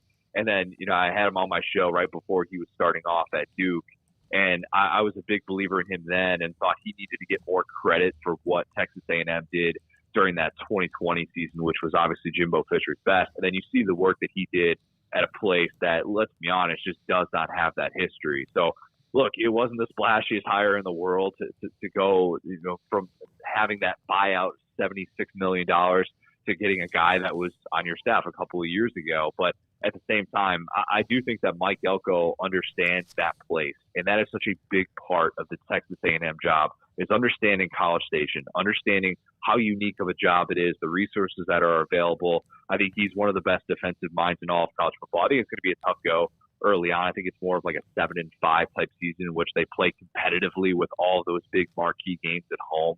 But I do think it's going to be, in the long term, a much better fit College Station than Jimbo Fisher was. Connor, last thing. You've covered that Saturday down south. You've seen the great stadiums, the attendance, the games, the history, traditions, and rivalries. Which is your favorite stadium to watch or cover a game? It's a good question. Look, Death Valley, man. And I haven't been to LSU at night, so I need to. But I was there a few years ago for a top 10 showdown between Auburn and LSU. And, seeing that team in 2019 in their element was unbelievable. And I'm very fortunate. But, man, the loudest moment I've ever heard in a stadium was actually in the Swamp, 2018. And it was LSU, Florida. And there was a pick six of Joe Burrow to kind of put the exclamation point on that game for the Gators. And they have like an open air press box there. And I kid you not, like you could ask people that were there that day and they'll tell you the same thing. That moment was just an all time, like, oh my gosh, I didn't realize a place could ever get this loud type of feeling. So yeah, I've been fortunate enough to be able to see some of these places, but those are kind of the two that stand out that whenever anybody asks me, elite venues, I'd say see those places at their best and you won't regret it. Thanks for your time. Appreciate your time. Paul, do you have anything else? I was going to second him on the loudest, like consistently loud is different than like individual moments. When something big happens at the Swamp, it shakes the bones in your body. Like it is loud. It's like one of their engineers said, it'll be loud all the time, but when the pick six happens or a blocked field goal or something like that, we want to design this thing so where it like ping pongs, like every sound just ping pongs off of everybody all day long. It's loud. It's unbelievable. Yeah. Yep. Connor, thank you very much. Appreciate what you do. Connor O'Gara from Saturday down south with us on 365 Sports here on this Wednesday afternoon. Paul, we want to get a hold. Just go right to him. I think we should. I think we should. And I have not been to most of the SEC stadiums, and obviously I've been to Norman, which has now been to DK Royal Memorial Stadium, which is now a part of the SEC. I've been to LSU many years ago. And I don't know if I've been to any of those stadiums. We've walked around the front of Alabama, Bryant-Denny, but that was just on a summer vacation headed back from where we were in the mountains of Tennessee. Jeff Traylor, head football coach at UTSA, with us on 365 Sports with Paul Craig and David Smoke. I know you've had a busy week scrambling and juggling Texas High School Coaches Association and media days. How much of a challenge was that for you? It was a lot, but I wouldn't not do it. I mean, that THSCA is where I came from, and I think there was 18,000 of us down here in San Antonio this weekend, and I just wouldn't have missed it for the world. And jumped on a plane, Monday, and flew into Arlington, and I got that knocked out. And I'd much rather hang out with my buddies in San Antonio than I would go do AAC Media Day after Promise. Now that you are a college head coach, how much do you have to remind yourself that you are like, it's not the old days, like, oh wait, I've got to go give a talk now or all that. That's a little bit different. Or do you find yourself slipping back into like this is the good old days? I'll never forget where I came from. Mm-hmm. I mean, those guys are, they're my buddies.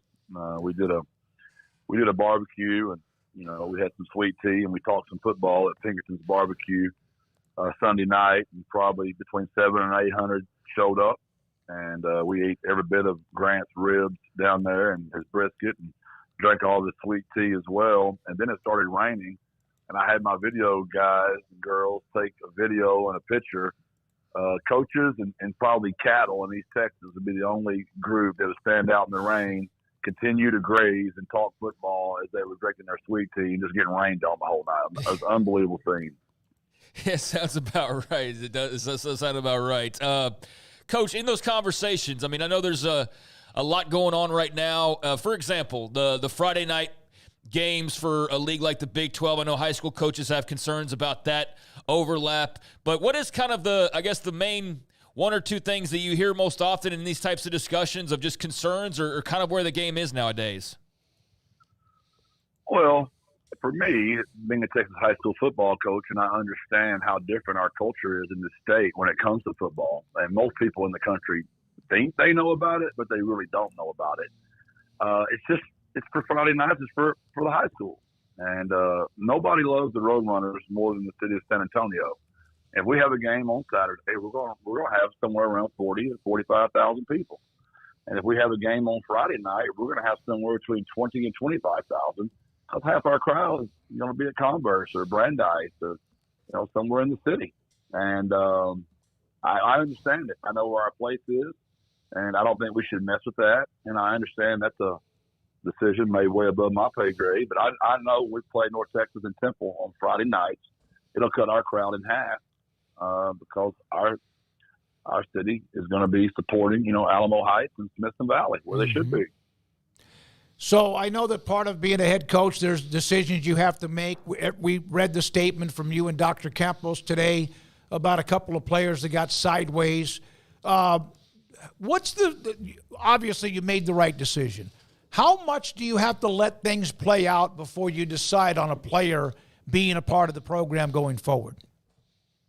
That's the first time it's happened to me in 20 years. I've handled a lot of situations, privately. I don't believe in embarrassing children. They have mothers, they have aunts, they have grandmothers, they have fathers. They've got former high school coaches. They come from all high schools, usually in the state of Texas for us. And I don't like embarrassing people. But sometimes the situation becomes the situation where it just has to be public. And you have to let things play out. There's always, appeals. There's always decisions made by powers above me as well. And so it just takes time. And it's not something you can do immediately because you got to gather facts, discuss it with committees, and do all that thing. But Dr. Campos is an amazing woman. She's a woman of integrity. And her and I see eye to eye on almost everything, but especially in those situations. As somebody that's a football coach, and I've even heard Nick Saban say something about this or whatever, that athletics allows someone who otherwise would have no options or perhaps would probably not be doing well to at least remain in a structured environment. How much of give and take is that when you talk about disciplined players? Oh, it's crushing when you have to remove them because you understand how good the game is of football. If I really am about what I say I am, David, and I truly am about making men out of boys, or to remove that young man from my program goes against everything that I really believe. But sometimes you have to because the situation is just so severe it has to be done. It doesn't mean I wish ill will on either one of those young men. I love them both, and I hope it all turns out the way they want it to, and somebody else will give an opportunity to play if that's what happens down the road. But yeah, there's nothing worse if you truly care about kids. But that's the decision that we made as a university, and I'm 100% behind it. Coach, as you get ready to start practice here soon, what is your pre-fall practice routine where you put yourself in the post-media days coaching convention headspace and start getting back to the football of it all? I had to miss. We practice twice a week. We usually practice on Tuesdays and Thursdays. But this week we went Tuesday and Wednesday because I wanted to give these guys some extended time off before we get back for fall camp next week. So I had to miss Tuesday's practice, which I hated that. It's the first one I probably maybe have ever missed. I don't know that factually, but probably. And we had about 250 to 300 Texas high school football coaches at our practice Tuesday. So we had a really juiced up, good practice because our kids were so excited that all their former high school coaches there to watch them play. We practiced again today. With Texas High School Coach Association being over, there's probably only about 50 coaches there this morning, but still we had great juice. Those guys they've got their classes they've got to take care of. But as far as football and being around us, we're going to be about 4 or 5 days, whatever that required time is, they'll get off and they'll report Tuesday, and we'll take the field Wednesday for the first time. So as a high school coach, you saw your roster turnover. I mean, every year guys filter through their 4 years, and they're not even all necessarily on varsity for 4 years. In college, just because of the things that have happened, guys' careers have lasted a little bit longer, but you've turned the page. You've got some familiar faces for sure coming back, but does it feel like kind of a new era in a way for UTSA, saying goodbye to the likes of Frank Harris, for example? Well, we've hoped for our single digits. Kind of like Coach Rule did when he was at Baylor years ago. Mm-hmm. And I got the idea from that when he was at Temple, even more years ago than that. But, it's the 0 was the number. The 2-1 and the 0 are our three numbers. And then we vote all the way through 9, which is very similar to what Matt did as well. But I'll never coach again the rest of my life. Rashad Wisdom has won the 0 on defense, which means he got the most votes. Frank Harris has won the 0 on offense for 4 straight years. Yeah. That'll never happen in my career again. And we don't take that, for granted. We're very grateful for both those young men. But we're also excited to see who's going to transition into the 2, the 1, and the 0 and lead the Roadrunners next season. So you've had a McCowan. You have a McCowan at quarterback. You know them because of your time with Danny Long at Jacksonville. Which of them have produced the best kids at quarterback? Wow. That's a great question. Randy's got Brady. He's at Gilmer right now, believe it or not, to compete for that starting quarterback job. Luke's are just now getting he's got Jonah going to college right now. And then we've got Josh has got Owen with us. Mm-hmm. He's got Aiden at Lamar. I'm not going to answer that question. I know that's not like Jeff Traylor. But tell you what, if you got such courage to ask me that, why don't you call Robin McCowan in Jacksonville, Texas, and ask Grandma? I bet she'll answer that question I for know. you, David. What is it Randy? Is that right? Who would the mom? Randy is the oldest one. Pat is the father of all the boys. Oh, yeah. Robin is the wife of Pat. She's the grandmother. Yeah. So yeah, she's a pistol now. You don't want to mess with Robin. I don't want to get make one of them mad. Make Pat mad, not Robin. Yeah, no, I know. Okay, how did they all turn out to be quarterbacks? Like, there's not a linebacker, a tight end in that group? Well, they all love to play basketball. So they were very good. They were natural athletes. They were all natural leaders because of their family. And I do believe that Danny,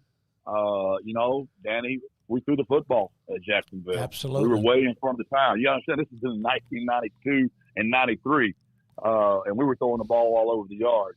So, Matt Turner, who's still on my staff, my brother Kurt, who's still on my staff, and me, we were all there working for Coach Long. And that's what he loved to do, was throw it. So we happened to have 3 great ones come through there, and we put them in a system where they were allowed to throw it. Where a lot of guys honestly didn't throw it around a lot back then. I know this is a random question, but I'll never forget contacting Danny, and you were, I think by then you were already at Gilmer. When was the first time you ever saw Adrian Peterson in a high school game, and what did you think? Oh, that's a great question. Yeah, that's a great question. Well, you would think he could play in the NFL immediately. I remember that. I don't know the first time I ever saw him in person, but I do know that he was one of those kind of guys that you thought to yourself, it's a shame he has to go to college and play high school. He literally could have been a one and done and gone to play in the NFL immediately. He was that special at a very young age. So there was the report yesterday, and I don't know if it was J.J. Perez, about one of your players being offered hundreds of thousands of dollars. How often does that happen, and is it any worse now than it was even when we talked to you a couple of years ago? Yeah, it's worse now because they know they have their ways of doing it where you can't catch anybody now. There's always some leak in the building that gets it to the collective. The collective talks to the player's agent, handler, whoever it is that communicates with them. And it pretty much keeps all the coaches out of it now. And there's really no way to report or take anybody out anymore because it's not technically the school's doing it anymore. It's a collective to a handler. And luckily for me and this kid, he and I are very close. And I got to read the contract that's being sent to him. And I watched it go up and up and up and up. and he didn't want to go. He stayed, and I really do pray his NFL career is long. And so I really told him he should go take that kind of money. That kind of money doesn't come around very often. And he stayed, though. And we don't pay near that money here at UTSA. He's taken care of, but nothing to the number he was offered. So you're sitting around on a weekend, and there's the news a couple of weekends ago about former President Donald Trump and the assassination attempt. Did you know where Jake was at that particular time? Because we've seen the story about him helping cover up for one of the reporters that was right behind the grandstands. Yeah, I knew he was there, and luckily for Jake, I mean, I've always been worried. But when you're in the media and you're covering Trump, you know, those people are, you know, they're not necessarily for the media, to say the least. And I've always been just worried about him as a father. But as soon as it went down, I learned about it like everybody else did. I saw it on the news. Jake texted, you know, our family group texted immediately just to say he's okay. I didn't speak to him until about 12:30 that night. I didn't even know that he had, you know, covered up Rachel Scott on the ground. I didn't know who Rachel Scott was at the time. Somebody had filmed it. Rachel was sweet enough to put out something on Twitter thanking Jake for protecting her, and that thing kind of went national. So I didn't even know Jake didn't even tell me he did that. So when I talked to him that evening, you know, about 12:30 or 1 in the morning, he let me know what had happened. And, I've spoken more about Jake in the last 3 weeks than I have about the Roadrunners. You mentioned working out. The workouts begin August the 1st, and you've had 2 workouts this week. Are there now more opportunities than ever, almost around the clock, with practices in some way, workouts in some way, kind of like what it filtered into high school football during the summer when it used to be you're done and you might do 7-on-7 and that's it?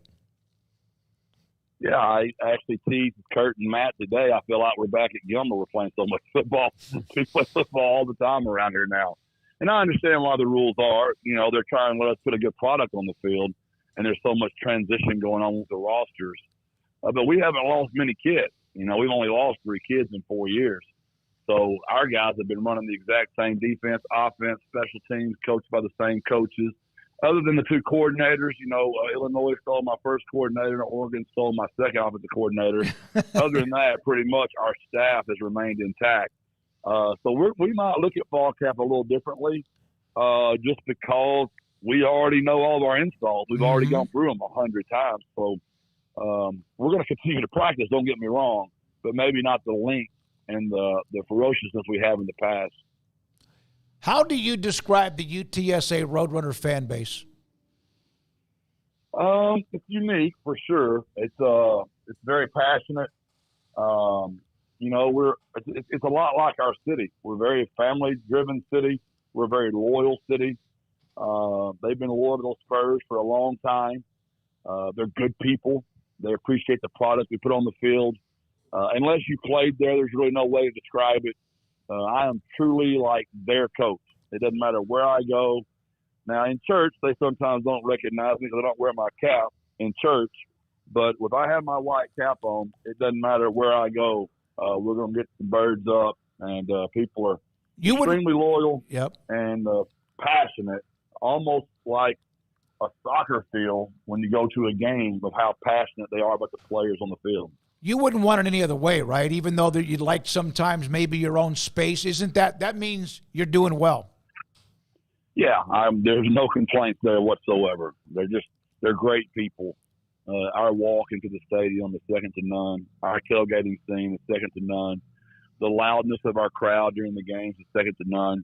And I'm a huge proponent of the Alamo Dome. I know a lot of people like to say we're not on campus, and I'd rather go play at the Alamo Dome when it's 72 degrees every single day than I would ever care to go somewhere and be outside with 108 or 110 during September in Texas. Last question. Thanks for your time, Jeff, as always. Have you ever awakened in the morning since you started coaching as a head coach at Gilmer and on, all the other places you've been, including now, have you ever gotten up in the morning and questioned whether you love coaching? No. I question, some of the decisions that are being made right now, and it's really is it really what's best for everybody? There's no doubt.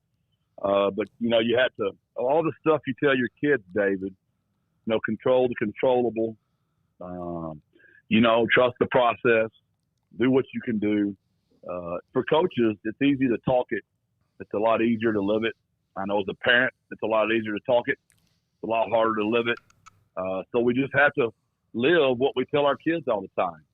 And everybody in the country is dealing with the same stuff. Everybody's got problems. They're all different problems. Whichever group handles their problems the best is going to give their team the best chance to win. So we know we've got our problems at UTSA, but everybody else has their problems as well. We're going to do our very best to control what that is and see if we can keep winning the football games that we've been winning here, which has been an unbelievable clip the last 4 years. It has been. You discuss maybe distractions with your players, whether it's transfer or NIL or whatever else, worrying about the next level. You're a successful coach. People have your name out there all of the time when there's opportunities elsewhere. How do you avoid distractions? I'm going to try to be where my feet are. I mean, I know, again, I sound like a coach, but I'm going to try to be right where I am. And as long as they're doing that, that means we're winning a lot of football games, and the people in San Antonio are going to be very happy, and that means my players are going to be very happy. My players are just kind of used to it. When I was at Gilmer, that was pretty much for a decade there. Out of those 15 years, that was always the talk of every year, whether it was Longview, Lufkin, Tyler, the jobs that people think I was supposed to go take. I'm wired a little differently. I've got to feel something in my soul. I've got to really feel like the Lord is literally taking me there. And I know people always say, well, it seems like every time the Lord takes you off somewhere, there's more money. That's just not factually true. I've turned down many, many jobs in high school that did not pay me what Gilmer, they did not pay. They paid me way more than I could have made at Gilmer. And I've turned down jobs. I've been at San Antonio that would have paid me more. I got to feel it. I got to know the president, the AD. I just know when the Lord will have me ready and it's time. And right now, the Lord's got me right where I'm supposed to be, and we're having a blast winning a lot of ball games in UTSA. Appreciate whenever your time is with us, Jeff. Thank you very much. Enjoy whatever time you have left before workouts begin Wednesday. Love you, man. Have a great day. Believe it or not, I got an NIL dinner. I'm going to go fundraise some money tonight. Got to get my guys paid, brother. Y'all have a good evening. There you God go. Bless. The birds up. Jeff Traylor, Guns Up, UTSA football coach with us on 365 Sports. Yes, Stein is a star in the making up at Oregon. He's had people leave. He's got some from his high school staff. He really has taken UTSA and made them relevant for who they were and what their short history is. They're a problem. I mean, you're going to know you played in the game, whether you're a big boy school that plays them or whoever else it is. You're going to know you played against that football team. Here's what I'd like to offer, and Coach Traylor can have first crack at it because he's on the show so much. We would like to donate a 365 Sports experience to the NIL, like a silent auction, where you get to sit next to Emory all day long. We're trying to raise money, Paul. I mean, I think it's a pretty cool deal. Look, I mean, he's not going to bother you. Sure. Yeah. Okay. Hey, you want to sit next to this random dude and just sit there? Here, give us your money. Who's one of the quietest people I've ever known in my life. Me and Emory could sit in a room and have a great time not saying anything for hours. I mean, he's not even listening right now. Enjoy, All right, when we come back, Jake Butt, former Michigan tight end, Big Ten Network, as they're wrapping up here pretty soon, the Big Ten Media Days. This is 365 Sports. Dr. Kent Petty and PettyClinicLowT.com can help you become the high-performance man you want to be, need to be, and used to be. Dr. Petty has special interest in testosterone replacement therapy for low T and currently offering immediate same-day access for lab screening to help identify those men in need. Some of the symptoms of low T: fatigue, loss of energy, poor sexual performance, ED, loss of even sexual decreased muscle mass and strength, weight gain, excess body fat, depression, moodiness, poor sleep, insomnia, poor mental focus. Go to PettyClinicLowT.com, click on the email and or phone number, and get in touch with them and tell them I sent you. Dr. Petty will then set you up to get your blood work, get the results, and if your testosterone level is too low, he can put you in a program so you can become the high-performance man you want to be, need to be, used to be, at pettycliniclowt.com. Celebrate American quality and value during the Red, White, and Blue sales tag event at Richard Carr. Drive the best. Get professional-grade power and first-class interior in a GMC Sierra. Qualified buyers save $9,000 on all 2024 GMC Sierra SLT models in stock with qualified trade-in. Military and first responders save an extra $500. Plus, find Red, White, and Blue savings tags on vehicles all over the lot. Drive home American quality and value during our Red, White, and Blue sales tag event at Richard Carr GMC. Richard Carr. They have the truck for you. Established in 2007 and independently owned, Alliance Bank Central Texas is committed to helping families and businesses meet their financial goals. From their tellers to their board of directors, they know the importance of superior service and competitive products. Customers have confidence knowing that their financial needs are in good hands. It's your bank, Alliance Bank Central Texas, with 2 Waco locations, 4721 Bosque Boulevard and 191 Archway Drive on Highway 84, and at alliancebanktexas.com. Member FDIC and equal housing lender.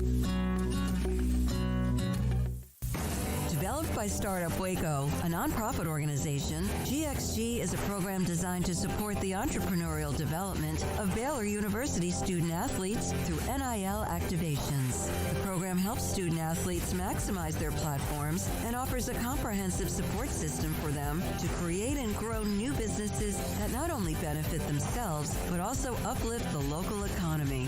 Fans who wish to support student athletes can donate to GXG via the GXG NIL Fund, BaylorBears.com/GXG. Contributions to support NIL activations through GXG can be made at BaylorBears.com/GXG. For more information, follow at GXG_GreenXGold on social media and visit the official website www.gxg.startupwaco.com. GXG, empowering student-athlete entrepreneurship and uplifting the local economy through NIL activations. Riverbend Liquor and Wine now has 2 locations to serve you. The original on Lakeshore Drive at North 19th Street and the brand new spot in downtown Waco at 600 Franklin Avenue. If you're looking for the best in craft beers or local Texas bourbons, then the original is the place to be. And for the latest trends and online phenomenons, head downtown to the Franklin location. Either way, you're going to get the same great variety, customer service, and speedy experience. Check out both locations on their Facebook and Instagram pages. Riverbend Liquor and Wine, Lakeshore Drive at North 19th Street, and now downtown on Franklin Avenue.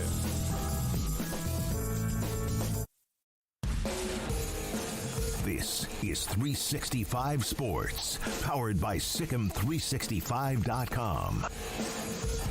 The 4 o'clock hour is sponsored by Boozer's Jewelers, the wedding ring store, specializing in custom jewelry and repair, all in-house.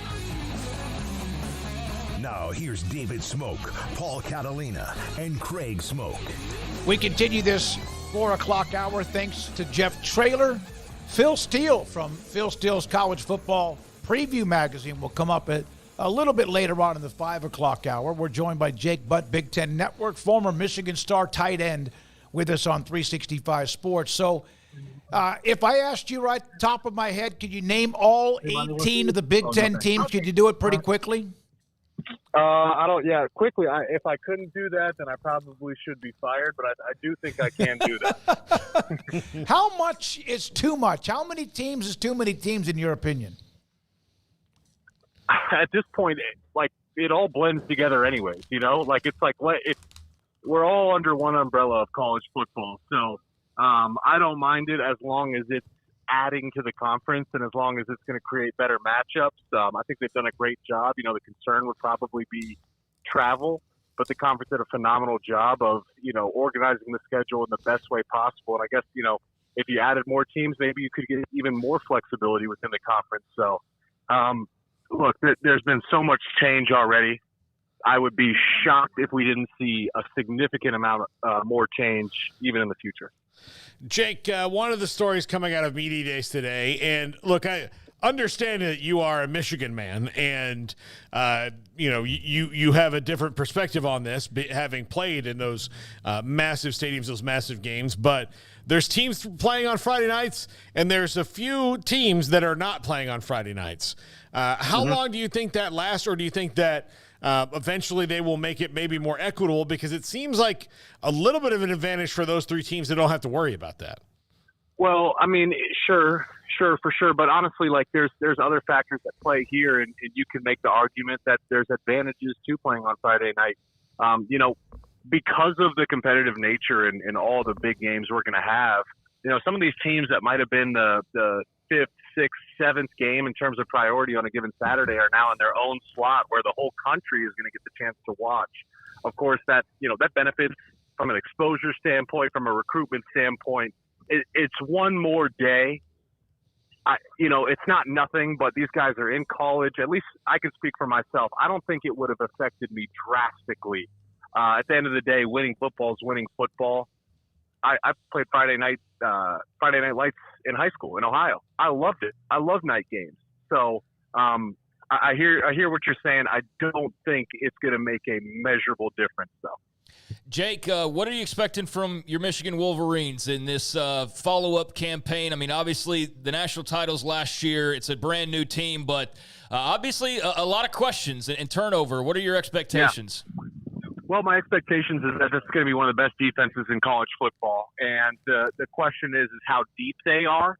That the depth was a big reason they were able to stay clean, 15-0, and win the national championship last year.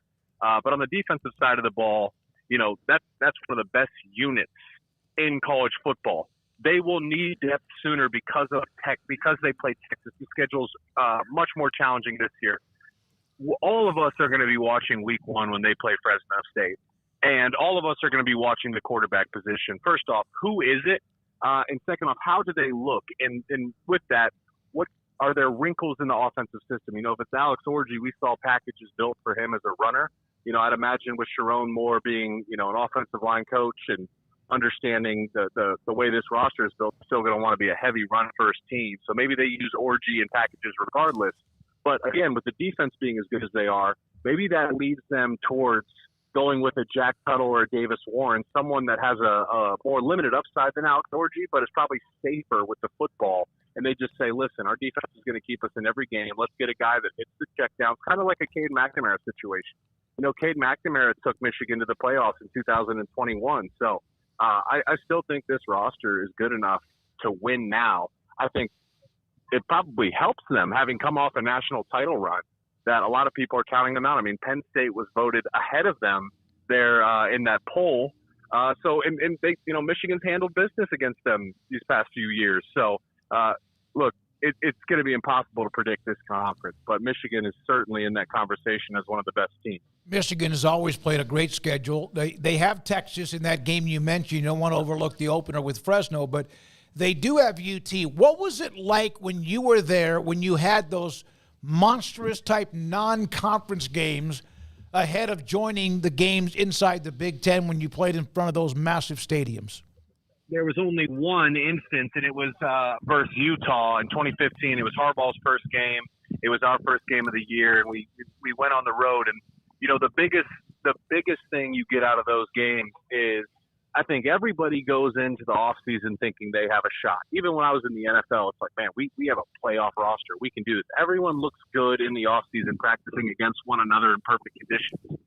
Those big games are truth-telling games, That's when things get revealed. So, we'll learn a lot about Michigan there early in the season.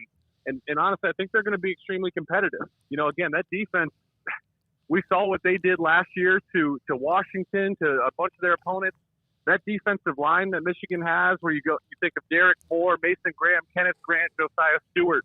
That's the same 4 guys that were on the field for the 4th down stop against Alabama. So I know they love Jayshon Barham, their linebacker. They think he's a first-round pick. They got Ernest Hausman, who they love. I mean, Will Johnson's the best corner in college football, guys. I'm just saying.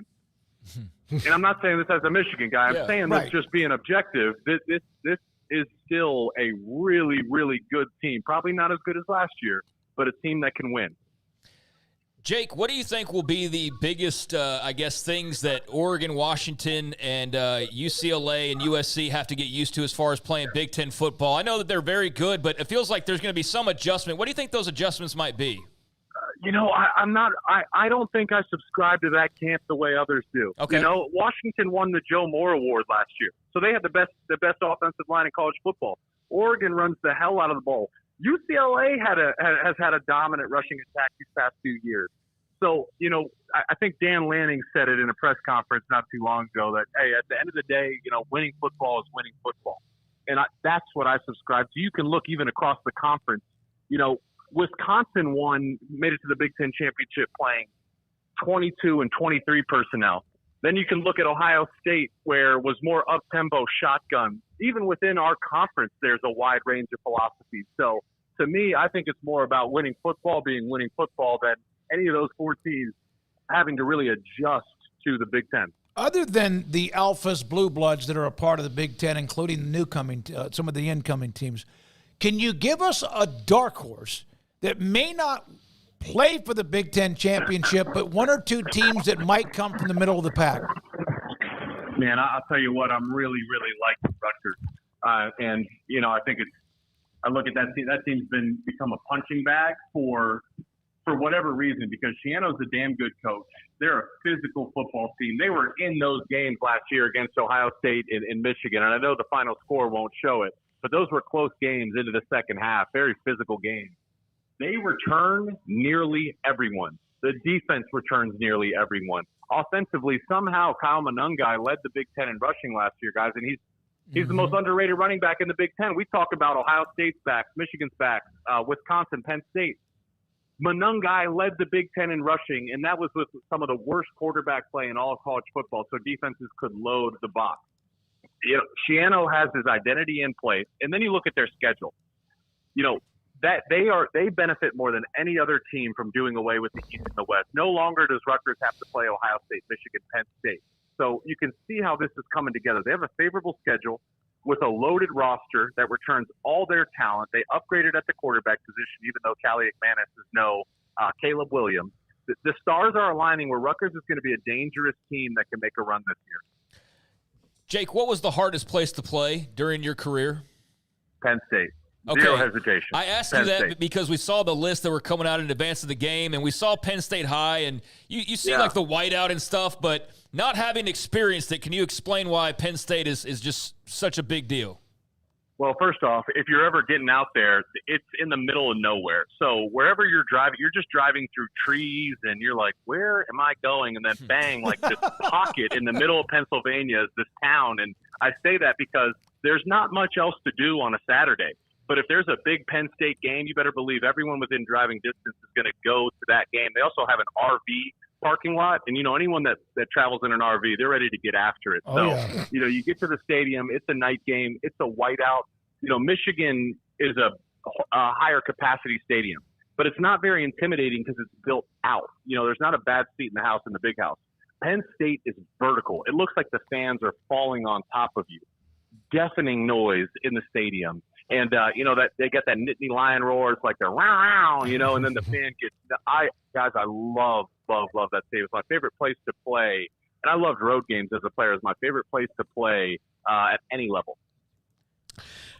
Ohio State has the huge burden of being the overwhelming favorite in this league. And Ryan Day, he's in such a weird spot when it comes to, I would say, a pocket of their fan base. Maybe not all, but because beating Michigan is such a huge thing, and he has not done that yet, there is this, pall over his tenure like he's not one of the best coaches in the country. 3 losses to Michigan is, I think, equal to all the other losses he has as a head coach there. Do you think that the 12-team playoff will alleviate that pressure, knowing that should they only lose to Michigan and then still be in the playoff and still be the conference champ, that people can let that go? Or is that game so ingrained in the culture of both schools that will affect him? Man, it's a great question. And I'll say this. I don't think losing to Michigan and just making it to the playoffs will be good enough for Ohio State fans. I think you'd have to, if they won a national championship and lost to Michigan, I think Buckeye fans would still take that.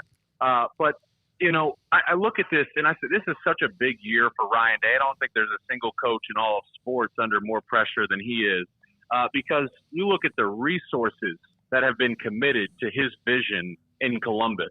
That's one of the best rosters, if not the best roster. I know a lot of people subscribe to the fact that Ohio State has the best roster in college football. They are absolutely loaded at every single position.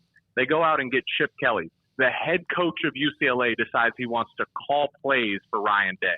I mean, that's nuts. And it's one of the best offensive minds in college football. So there's rumors of the NIL spend being upwards of $20, $25 million. I say that to say this.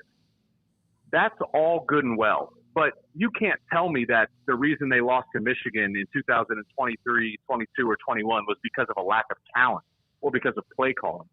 You know, this, in order for them to get over the hump, it's going to have to come from something beyond just talent.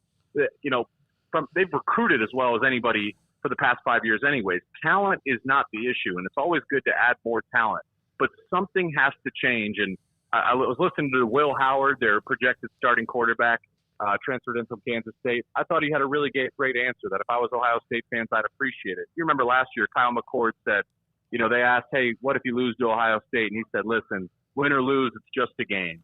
And guys, it's not just a game. You know, no one wants to hear that. I would never say that as a player.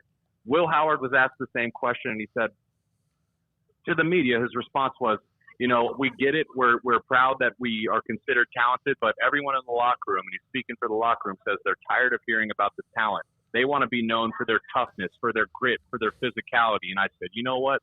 If I was a Buckeye fan, that'd be the exact answer I wanted to hear and be very encouraging for the outlook of their season. Great segment, Jake. Thanks for your time. We appreciate it, what you do with the Big Ten Network and also college athletics, college football. Thanks for your time. Have a great rest of the week. Yes, sir. Anytime. Take care. Jake, but what a great segment. I just saw where Beaver Stadium is getting more renovations. Like they're going to update it, modernize it, not change it, but maybe give it part of a facelift. So they're going to make it tougher? Yeah. Maybe more modern, but that's happening. In fact, I think that was just approved back sometime earlier this month. When we come back, he has the College Football Bible during the summer. And, you know, in Texas, there's the Dave Campbell's Texas Football Magazine, for those who have heard about it or from the state, that is called the Bible. Mainly about high school football, but also some college coverage for the schools in the state. Phil Steele covers everybody in college football. He's next. 365 Sports, David Smoke, Paul Catalina, and Craig Smoke. Please, if you don't mind, hit the like and subscribe button. Celebrate American quality and value during the Red, White, and Blue sales tag event at Richard Carr. Drive the best. Get professional-grade power and first-class interior in a GMC Sierra. Qualified buyers save $9,000 on all 2024 GMC Sierra SLT models in stock with qualified trade-in. Military and first responders save an extra $500. Plus, find Red, White, and Blue savings tags on vehicles all over the lot. Drive home American quality and value during our Red, White, and Blue sales tag event at Richard Carr GMC. Richard Carr. They have the truck for you. One size fits all. That may be all right for an adjustable belt or cheap sunglasses. When it comes to your financial needs, no one wants a one-size-fits-all strategy. Cam Heathcott, your Edward Jones financial advisor, knows that his most important goals are yours. That's why we take the time to understand your needs. Knowing you, that's how Edward Jones makes sense of investing. Cam Heathcott in Conroe at 936-756-7717. Edward Jones, member SIPC.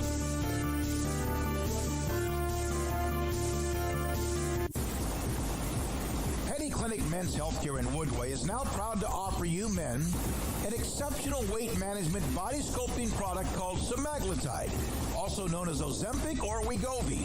Semaglutide is an FDA-approved weight management medication.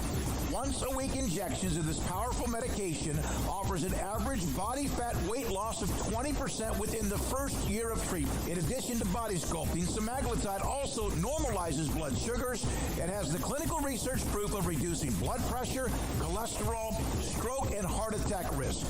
If you're like most men and you have stubborn fat that will just not respond to typical diets and exercise, then help is finally here. Semaglutide.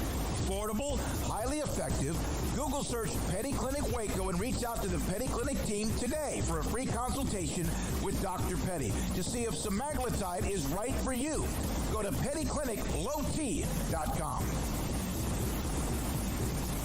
pizza, burgers, and Bears football. There's no place around Waco that serves them all other than Bubba's 33. Come show your green and gold and enjoy some of Waco's best food and beverages while watching your favorite team, the Bears. When real Bears fans get hungry, Bubba's 33 is the #1 spot for ice-cold drinks, hand-stretched, stone-baked pizzas, and bacon-infused burgers. Join us for indoor or patio dining. Bubba's 33, Waco's restaurant and proud supporter of Baylor Bears football. Sick 'em, Bears. This is 365 Sports, powered by Sikkim365.com. The 5 o'clock hour is brought to you by Edward Jones and financial advisor Cam Heathcott. Edward Jones, making sense of investing. Now here's David Smoke, Paul Catalina, and Craig Smoke.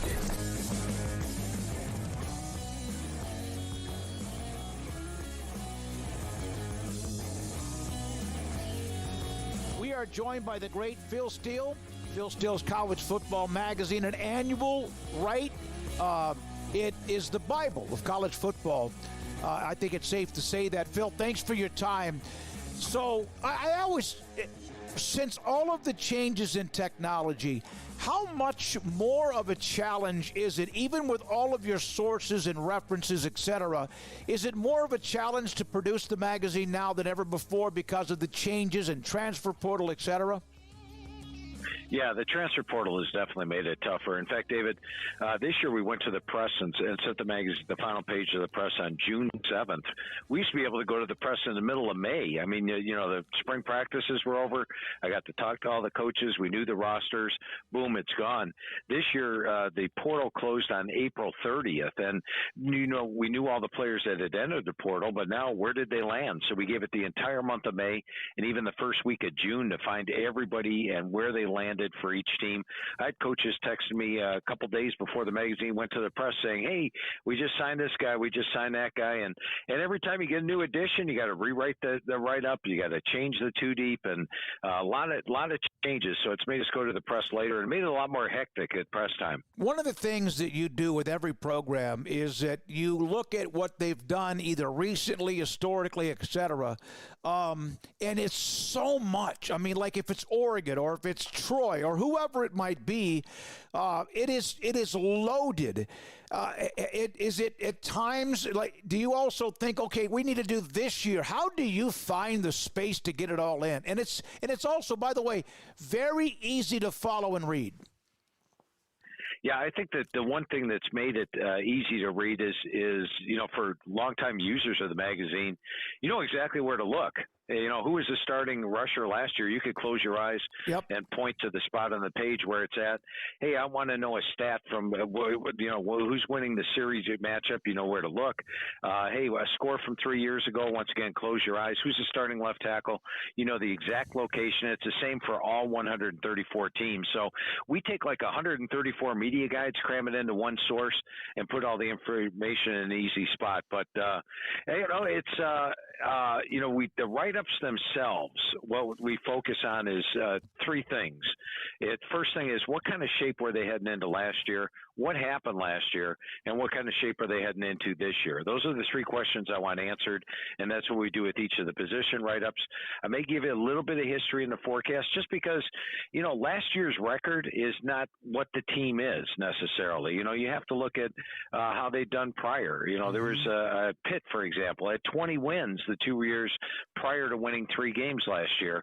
You can't just look at them as a 3-win team. So there's a lot of different factors that go in, and I try to consolidate it down as much as we can, abbreviate as much as we can, use small type as much as we can, but we get all the information in there. So how much has it been you watching, and just as an opinion, of the realignment since Texas OU, and of course realignment in Arkansas to the SEC many years ago, among others, Nebraska, Colorado, Missouri, A&M, they are all left, but there's been a slew of it, and it's exploded, and the college football passion of like, what's the next move? But your thoughts about Texas OU, the Pac-12 and Big Ten, the Pac-12 and the ACC, SMU in the ACC, and the Pac-12 and the Big 12?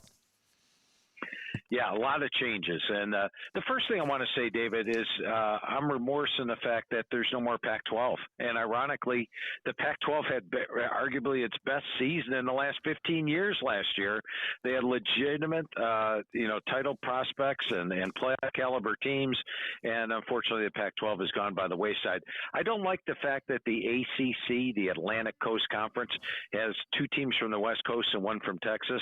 I always liked regionality in college sports, but as you mentioned, the first year of the magazine, 1995, was also the last year of the Southwest Conference, and college football survived, and it'll continue to survive and thrive. I think some teams will benefit from the move. You take a look at like Oregon going into the Big Ten. I think they contend for the title right away. Some teams are going to struggle. UCLA faced an easy schedule last year, taking on a much tougher schedule this year. Texas and Oklahoma, I think, are both primed and ready to go to the SEC, but Oklahoma faces a killer schedule. They play the toughest schedule of any team in the SEC this year. Texas, on the other hand, plays one of the easier schedules, and that's why they're my pick to get to the conference title game. So it's going to be fascinating watching all these teams blend in. Who among, obviously Utah with Coach Whittingham and what he's done, Colorado with Dion and what they're trying to do. Arizona was really good last year with the coaching change, but they do maintain Fafita at quarterback. Is it Utah, Arizona, Colorado, Arizona State that in order might be ready for the Big 12? I think only 2 of them are really ready for the Big 12, and that's Utah and Arizona. Utah is my number 1 surprise team in the country. I think they have a season more like they did in 2021 and 2022 when they won the Pac-12 both years. Cam Rising is back at the quarterback spot.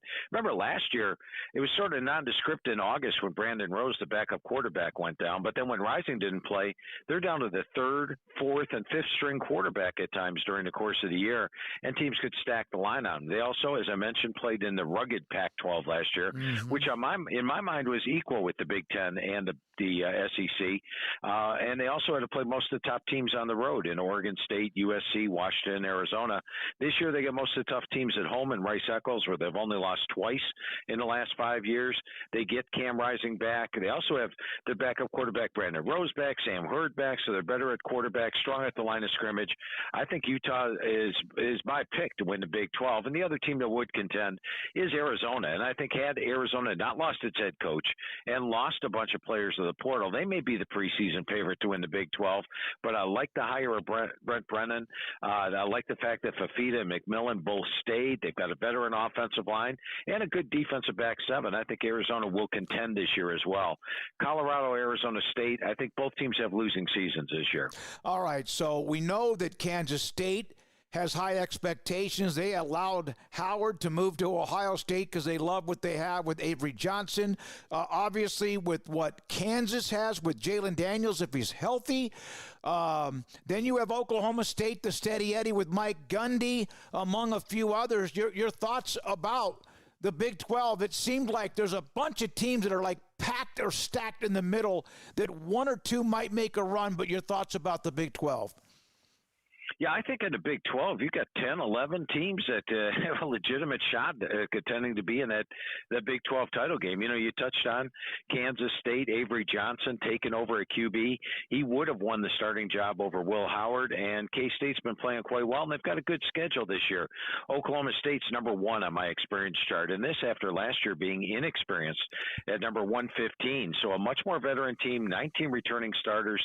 They've got the running back, Ollie Gordon back, who won the Doak Walker Award last year, and a veteran defense.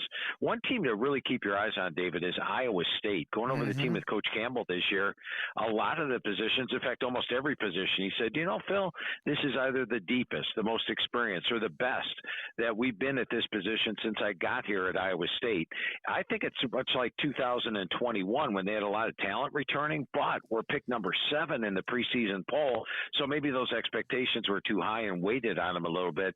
Now they're under the radar where Matt Campbell does his best work, and he's got a heck of a team. I think they're a clear-cut threat. Arizona, as I mentioned, West Virginia with Neil Brown, they've got the run game. They've got a quarterback that can run in Garrett Green. They've got the running backs with White and Donaldson, one of the top offensive lines, and the defense played pretty good last year. TCU just 2 years ago was in the national title game, and Sonny Dykes took a step back last year, but now they've got 16 returning starters, including Hoover and Seals at quarterback. Watch out for them. Kansas, as you touched on, David, if Jalen Daniels stays healthy, they're a threat. UCF brought in a ton of transfers. Absolutely. And they've got KJ Jefferson, who Gus Malzahn compares to Cam Newton. So they're a threat. Texas Tech, Joey McGuire's doing a heck of a job there. He's got probably his most veteran and best team in his third year when coaches usually hit their stride.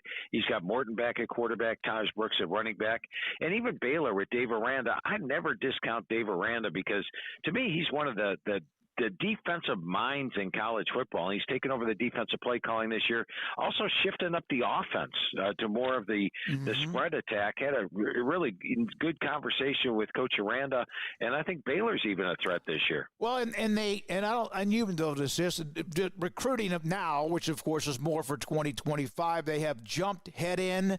They have finally kind of gotten the NIL act together. They were more active in the transfer portal with DeQuan Finn coming in from Toledo to compete with Sawyer Robertson.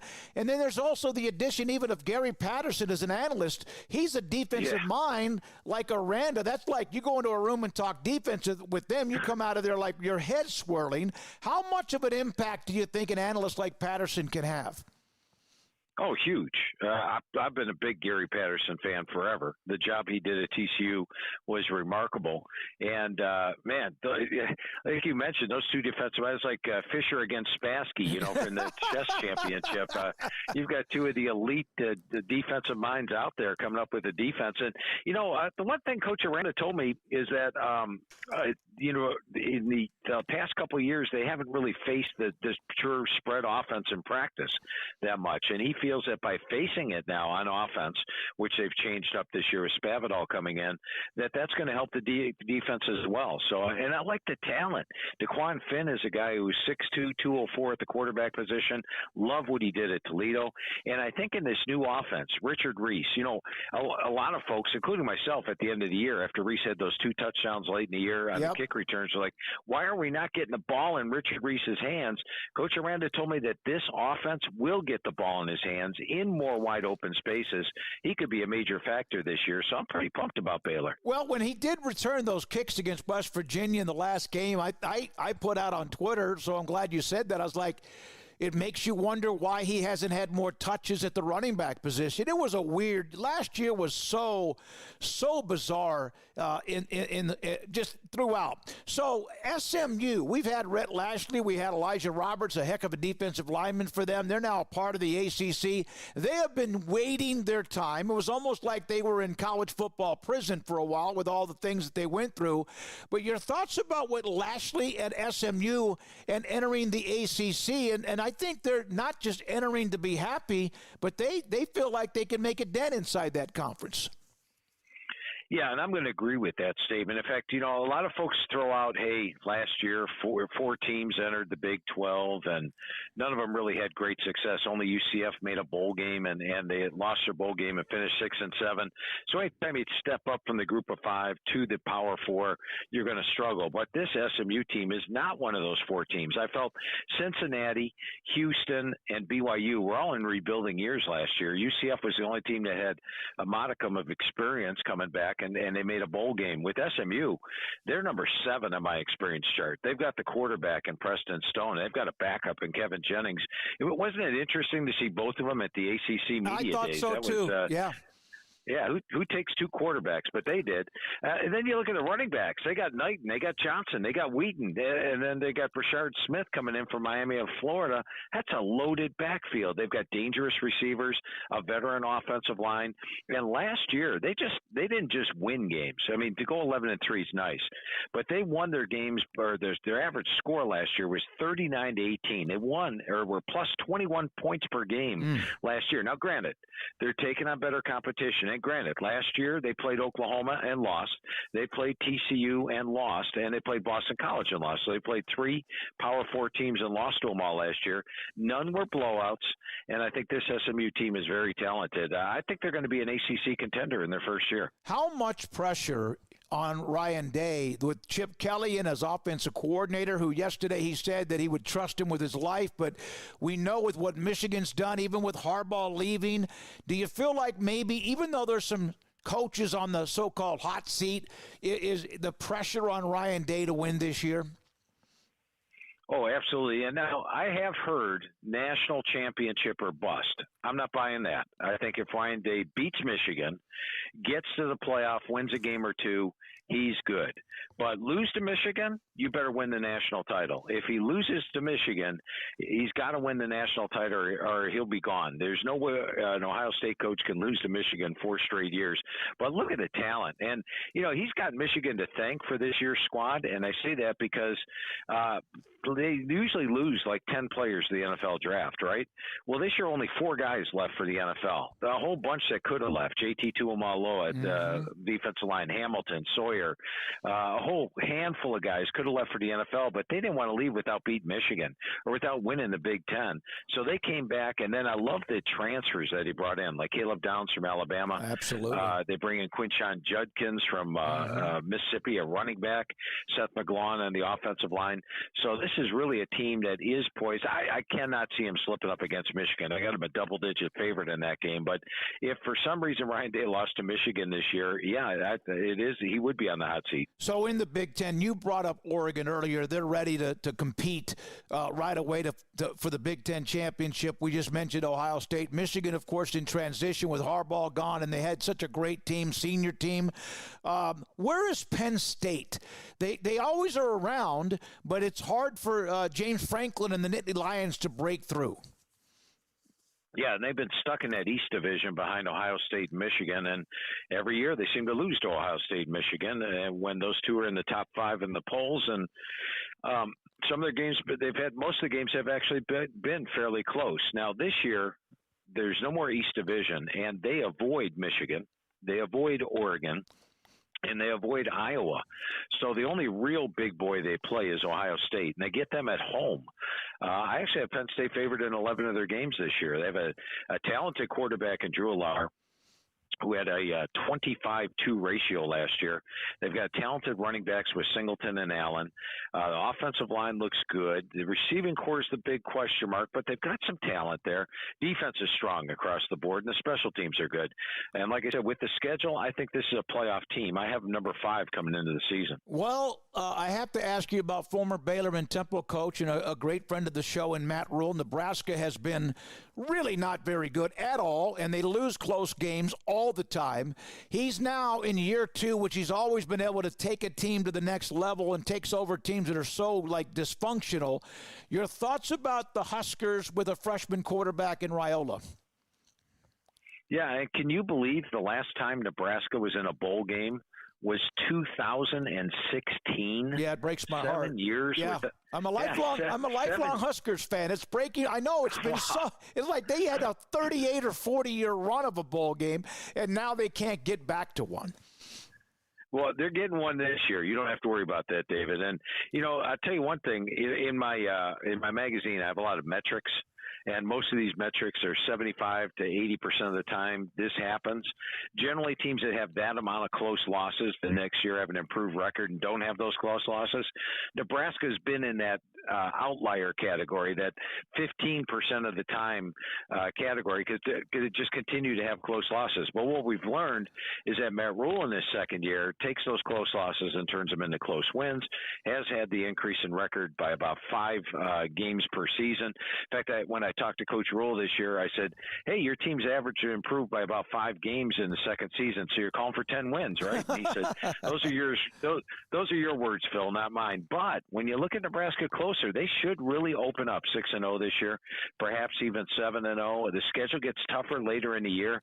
But wouldn't that be nice to wrap up a bowl in the first half of the season and then just be playing with house money in the second half of the year? They're my number 2 most improved team in the country. And the key is going to be not only were the of close losses there. But how about the turnovers? Last year they were minus 17 in turnovers. Mm-hmm. And the first magazine I put out in 1995, I did an article, Turnovers Equals Turnaround.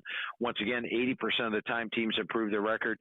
Nebraska will make a bowl game this year, and I think they have it clinched by midseason. All right, so there's a lot. Phil Steele, by the way. Phil Steele's a college football magazine, annually the Bible of college football that comes out every summer, and we got ours in the mail a few weeks ago. It's amazing, just crammed with information. It's also easy to manage and like you said, guide yourself through each team or each conference or each specific section.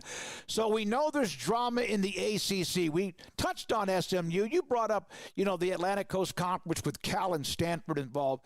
But Florida State, after what they had last year, and then, of course, disappointed they weren't invited, the injuries tore them up. Clemson with Dabo needing to get back to a certain level. Miami's trying to figure it out.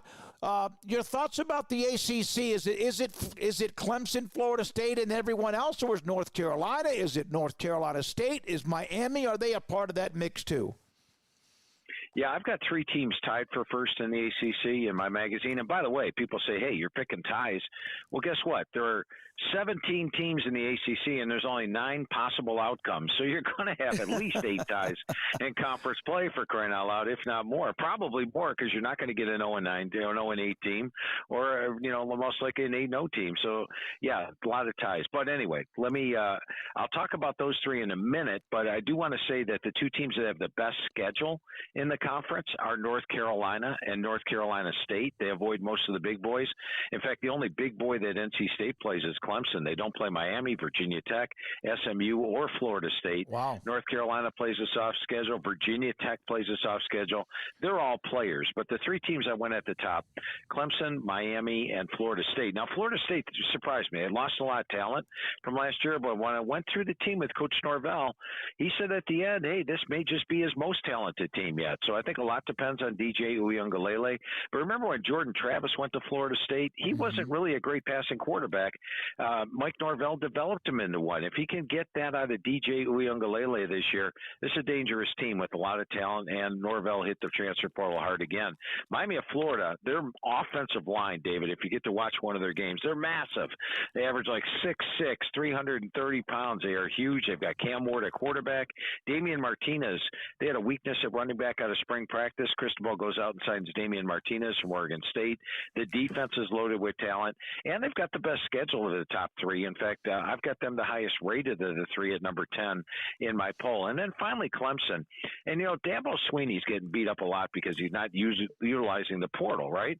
Well, he may have the best chemistry and the best culture of any team. He only lost 2-3 kids out of the 2 deep to the portal, so he doesn't have to do massive things to bring them in. He's got super recruits across the board. Cade Klubnik, the number 1 quarterback coming out of high school. Defensive line loaded with studs. Offensive line loaded. A lot of talent on hand. And last year, while they lost 4 games, in those 4 games, they had 94 first downs to 60 for their opponents. Florida State, for example, didn't lead a single second in regulation, needed a 70-yard fumble return for a touchdown just to tie it. And Clemson could easily have beaten a Florida State team that was unbeaten last year. I think all three of those teams are very dangerous in the ACC. All right, Notre Dame, independent. Obviously, they play an ACC schedule and international schedule, too, with Marcus Freeman. Brian Kelly moved to LSU. Your thoughts about Notre Dame, the Irish, and Marcus Freeman? I like the fact that they bring in Denbrook as the offensive coordinator this year and Riley Leonard at quarterback. I think that's going to give them a better offense. Defensively, they're loaded. Special teams are there. And this is really the lightest schedule I've seen Notre Dame play in quite some time. It's my number 57 rated schedule. Their toughest game of the year might be game 1 at Texas A&M in College Station. And if they win that one, they're going to be favored in all the rest of their games this year. They get Florida State at home. They do have to play USC on the road, but that's winnable. Very few tough games on the schedule for Notre Dame. I think they clearly make the playoff this year. All right, Phil Steele with us. Just a couple more minutes. Let's go back to the SEC. Kalen DeBoer's first year at Alabama. Auburn's second year with Hugh Freeze back. Georgia, well, that says everything. LSU trying to figure out a way to do other than, not just score, but also play defense, but their defensive line seems to be vulnerable. What Lane Kiffin's done at Ole Miss. Missouri with Drinkwitz, and on and on. You mentioned the Aggies. How deep is the upper level of the SEC in your opinion?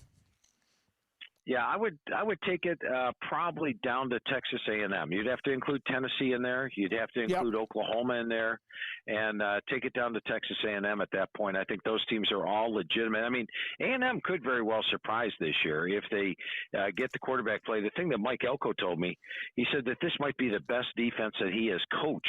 Well, heck, just 3 years ago, A&M gave up 15.9 points per game, and he was the defensive coordinator. So if they can keep Connor Wegman healthy, he feels the offensive line has improved.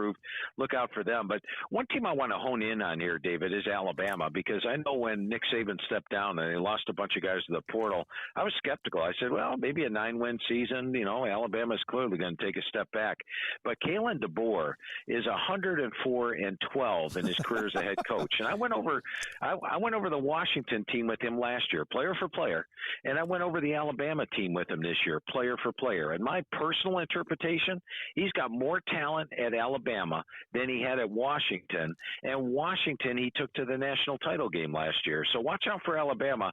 Going to be better than a lot of folks expect. Last question. And these teams are going to have a chance because of the extended or expanded college football playoff. But the group of 5, Memphis, UTSA, Boise, what Coach Golish is doing, he's very confident with USF, Liberty, Tulane. Is there somebody that jumps out to you that will probably be the group of 5 representative? And I might have missed somebody, but not on purpose. Yeah, I'm listing Boise as my pick to get there. I like the defense. I like the quarterback addition they got, bringing in the number 2 rated quarterback in the country out of high school from USC in Malachi Nelson. I think that was huge. Yep. I think Memphis is very talented, but here's the thing. Memphis is almost unbeatable in the Liberty Bowl. However, they're under 500 on the road, and they've got to play the next top 3 teams in the American Conference, all on the road. They play UTSA on the road. They play Tulane on the road and South Florida on the road. That's why I didn't pick Memphis to get there. So I went with Boise, but I think it's a lot of fun. I mean, the thing with this 12-team playoff and one of these group of 5 getting in, it's wide open. That Texas State UTSA game could be a playoff elimination game, and we've never talked like that in the past, have we, David? No, we have not, and it's great. The 12 teams is going to be interesting. Everyone's already trying to grow that, and let's go through this first year and see how it works out. Phil, you're amazing. The 2024 Phil Steele College Football Preview Magazine is on bookshelves and ready for you. You can go online to buy it as well. Thank you so much, one, for sending me a magazine every summer, but also for the time talking and just digesting so much college football. Yeah, and it's only available at Barnes & Noble or Books A Million this year, so don't waste your gas driving around for it, or philsteele.com. But, David, I always enjoy our conversations, my friend. Great talking football with you. You too. Phil Steele, the Bible of college football. This is 365 Sports. All right, thanks to Phil. He does a series of interviews, and great to get him on earlier. He couldn't do live, so we recorded it earlier today. Thanks for his time. And we went over every major conference and then even the group of 5 schools, which are the best ones that have a chance, which we discussed those too. And he brought up the thing about Memphis and the 3 road games that they have. But appreciated his time, and he's kind of like me, still kind of reminiscing about the Pac-12, but he also understands that's out the door. He has it in the barrel. Very curious. I was very interested in what he said about Clemson, about, again, how loaded they are on the line. I think a lot of people did dismiss Clemson last year, and if you watch them play, they were some big play talent away, and they were some bad coaching decisions away, which didn't happen with him much. They're going to be formidable. I still think that they probably have an overall depth issue compared to the rest of the elites, but they're still going to be really good, and they're really well coached. But that's interesting to hear. And, his thoughts on Ryan Day, which kind of echoed by Jake Butt a little bit. Yeah, I think Clemson Klubnik's got to be better, but that goes hand in hand with playmakers and your blocking and all of that. And I'd trade off their woeful, terrible, awful 9-4 year for what that would be for, most other teams, awful, woeful, terrible, the program's sliding off the rails. For Clemson, that means 9-4, although the 4 losses were all in conference play. So that's what really concerns you is being 4-4 in league play. That's just not a good mark, no matter how good that might be for some others. So, yeah, they're a team of interest, certainly Klubnik being a Texas guy. having had the reins for a little bit, I think kind of seems like it's time for him to, show why he was ranked as highly as he was coming out of the Austin area. So looking forward to that with them. But, yeah, they kind of seem like they're sort of, much like their lawsuit, sort of flying under the radar in comparison to maybe other teams around them. But I think Clemson's really intriguing when you look at them. So, that was one part that also I enjoyed, but a lot of good stuff in there with Phil. And yet another on board with Rutgers, being a team that will probably not play for a Big Ten title, but they will be a part of the mix of maybe who does. I mean, how many times do you need to hear somebody else say it? Yeah. I mean, it's just what it is. It's not, wow, can't believe it. It's literally everybody at this point is saying they expect Rutgers to be pretty good and not win the Big Ten, but to be pretty good and to make some noise. So, yeah, I think that is the expectation near unanimously. And, how high they can take that or if they can even live up to that is the question for Greg Schiano and company. But, yeah, they're, as everybody who's mentioned them has laid out, there's reasons to believe in why Rutgers could be pretty good this year. Yeah, he's a wealth of knowledge. And when I don't know how long ago his first, magazines came out in the early to mid-'90s. I thought he was in front of a computer. Now, back then there weren't a lot of those available, but like that he would, if you bring up Oregon, he'd push Oregon, it would pop up. He knows his stuff.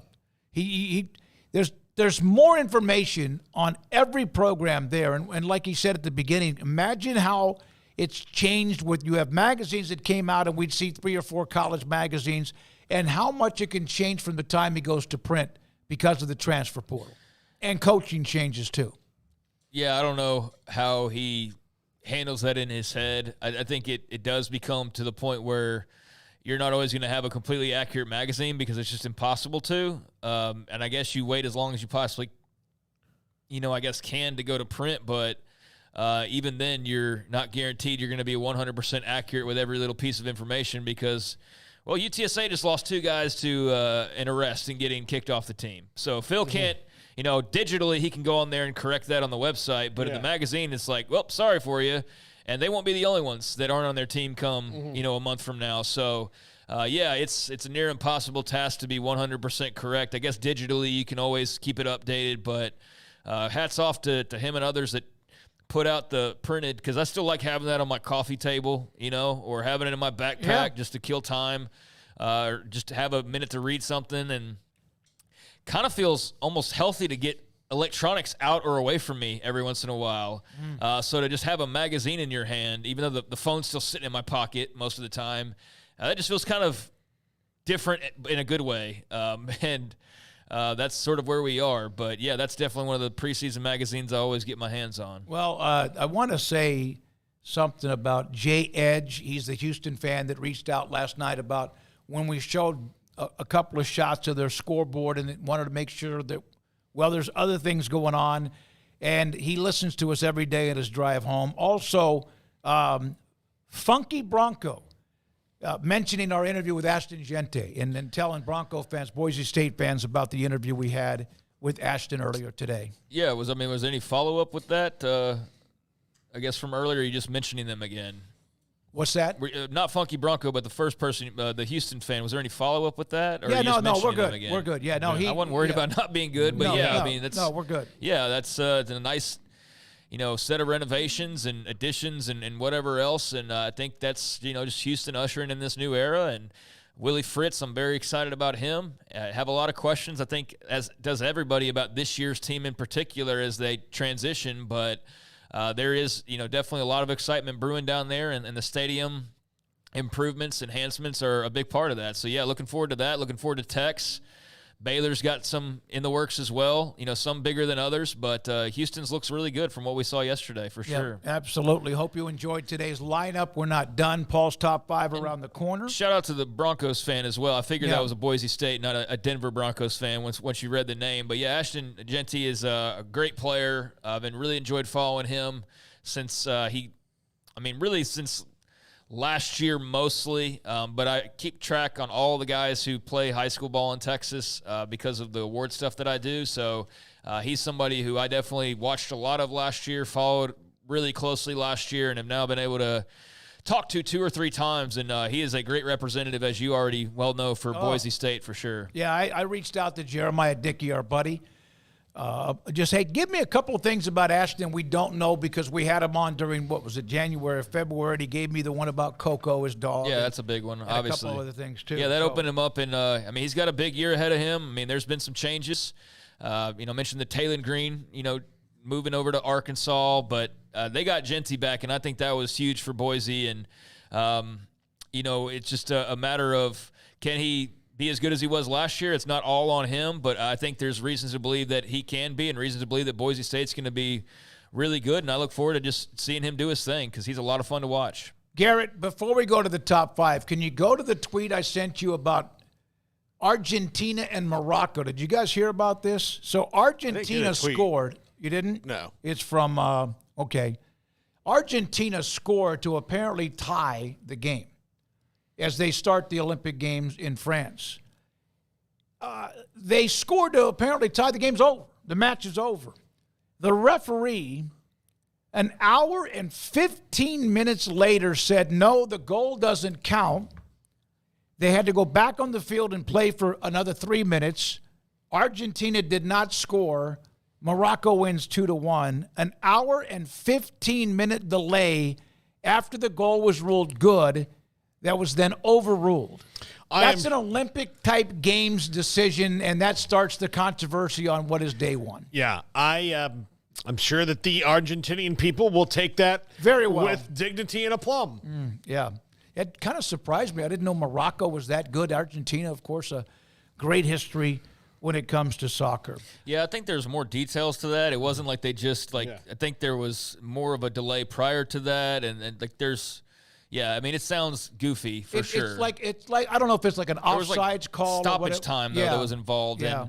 And that was questionable because they put 15 minutes on the clock. And so that was something that was, I don't think, taken very well. And that's how the tie occurred, was with that 15-minute of stoppage time that they added that was a bit more than normal.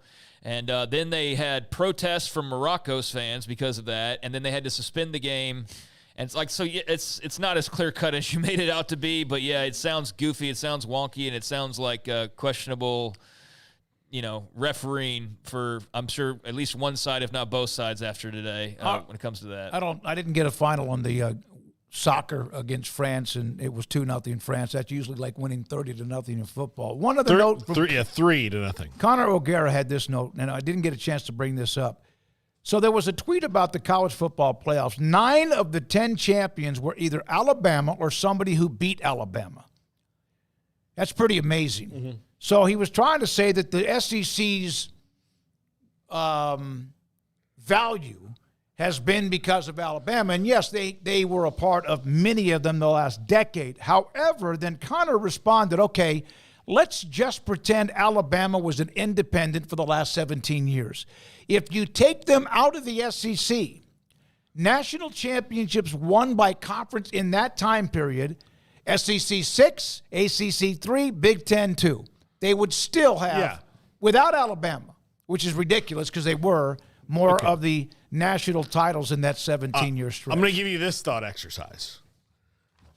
This is one of, I think, the biggest what-if in college football history. If the Dolphins signed Drew Brees like Nick Saban told them to, and he stayed there, and they didn't hire the greatest college football coach who ever lived, the SEC is still a big deal league, but there are a lot of things that may not have happened in college football because of Nick Saban. A lot of things. If you take him out of the equation. Alabama was going to be a part of something, but we don't know. Not at that level. What he did was singularly great. No, and an extensive amount of time. Yeah, we can do the what-if thing on a million different things, but I think while Florida had their swagger going on in a major way, him coming over to LSU and winning the title there was a part of that whole birth of the SEC run that we've been on. Florida, too, was a part of that, but LSU beating Oklahoma, an Oklahoma team that was being talked about one of the greatest teams of all time, and then just smothering them defensively. At home, mind you, basically in New Orleans, but that was a huge win, and you can argue that the Big 12 actually was the conference that had the most or as much swagger as anybody back then with Oklahoma and Texas and Colorado and Nebraska. You had teams that were playing for national titles on a regular basis. And, we saw how that went. Oklahoma got many chances, never could win it. It went like 0-5 or 0-6 or whatever it was with national championship opportunities since 2000, which you want to look at why they moved and why the Big 12 is kind of, that right there. Yeah, if we just had win Texas like one and or OU two, win one or two during that time. Texas had, a couple of other opportunities outside of 05. The Alabama Colt McCoy game we'll always hear about and couldn't never seal the deal again. But the SEC got to that game. They got multiple teams that game, and they won that game. Yep. And Saban did it with LSU. Spurrier did it with Florida. And then, momentum kept building, and all of a sudden things fall in the right place. And here's suddenly Nick Saban back in the league, but at Alabama, arguably the greatest program ever, and took it to an entirely different level. And I think rising tide lifts all boats. And he, in a combination of others, lifted the entire league, because year after year you keep winning and you keep getting this exposure and you keep getting this attention, you keep getting this profile. And guess what? Recruits want to go play in the SEC more than they ever have before. And you have all these big brands that are more promoted than ever before. And so it was a perfect storm. I mean, that's definitely what if Saban stayed in the NFL is definitely a valid what if. I still think the SEC wins some titles and is still number one, arguably, but I do think it looks drastically different from how dominant it appears. That they were involved in 9 of the 10 national that's ridiculous. Champions is insane. Brett McMurphy, remember how we started the show with the Big Ten and Ryan Day and thoughts about not winning? Hold on. Yeah. USC's Lincoln Riley said it's possible teams may rest players in regular season if they've locked up a spot in the conference title game playoff.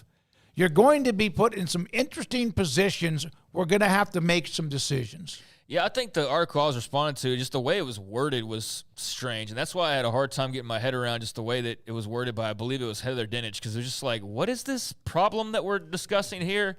That's not really that big of a problem, and it's going to be a very unique circumstance. But, yeah, that's obviously a conversation that's going on is, I guess, usage in conference championship games and how all that's going to work. But I don't know. I'm just of the mindset of you go out and you win the games in front of you, and you go out and you win your conference title, and you get the bye for that. And then if you lose, I understand some of the worry there, but can we get to that place first? Or do we have to talk about it in July in this made-up scenario that may not even occur? You know what I mean? Yeah. That's why I just don't really want to waste too much energy on it, because I understand why Ryan Day has to think about that, but that might be something that never even happens to him. So I guess we'll cross that bridge when we get there. But, yeah, there's a lot of what-ifs because it's never been done before. It's the first time we're tripling the field from 4 to 12. Not the same, but almost after Jalen Smith tore up his leg, foot, whatever, and it started a trend of the opt-outs before bowl games, except this will be games that matter. These will be games that matter. All right, coming up, Paul Catalina at his top 5. Waco Regional Tennis and Fitness on Lakeshore Drive in Waco with a Youth Tennis Academy. Director of Junior Tennis, longtime pro Britt Coleman. Kenna Kilgore, Assistant Director of Junior Tennis. Also, Jody Thurman, Head of Pickleball. Pickleball courts are there at Waco Regional Tennis and Fitness, along with numerous tennis courts and even a stadium court. Personal training with Randall Corley, Laurie Hall, Christy London, Robin Nelson, and Nathan Roach. Some other specials they have this summer. Lessons and leagues and sessions. Intro to Pickleball is available too. Camp Fimpo, partnership for day passes, and Hawaiian Falls Water Parks right next door. A special season pass offer exclusively for members, $49.99. Waco Regional Tennis and Fitness Season Pass, $10 savings with exclusive offers beyond unlimited admission. Waco Regional Tennis and Fitness with group exercise classes, free weight, cardio, Cybex, and more. Waco Regional Tennis and Fitness on Lakeshore Drive in Waco. It's time for Paul Catalina's Top 5, brought to you by Texas Beef House. Where's the best beef in Texas? Your house when you order from Texas Beef House. Unleash the flavor of Texas-raised Wagyu. From our pasture to your plate, TexasBeefHouse.com. Hi, Paul Catalina's Top 5, brought to you by Texas Beef House. There's been a change in Texas Beef House promo code. No longer is it SICM10. It is now 365 Sports. So put in 365 Sports and save 10% off of your order when you go to TexasBeefHouse.com. Today, top 5 teams that will be back in a bowl game this year. Let's dive right into it. Let's go Big 12 first. We got 2 teams on the list that are in that conference. Baylor. I've said this before. I think Baylor makes a bowl game. It was in my Big 12 predictions. I think they do. I think they find a way to do it. I think Jake Spavital's offense with DeQuan Finn and the playmakers they've gotten will have them at 6 wins. I think Dave Aranda calling the defense will be good enough to get them to 6 wins.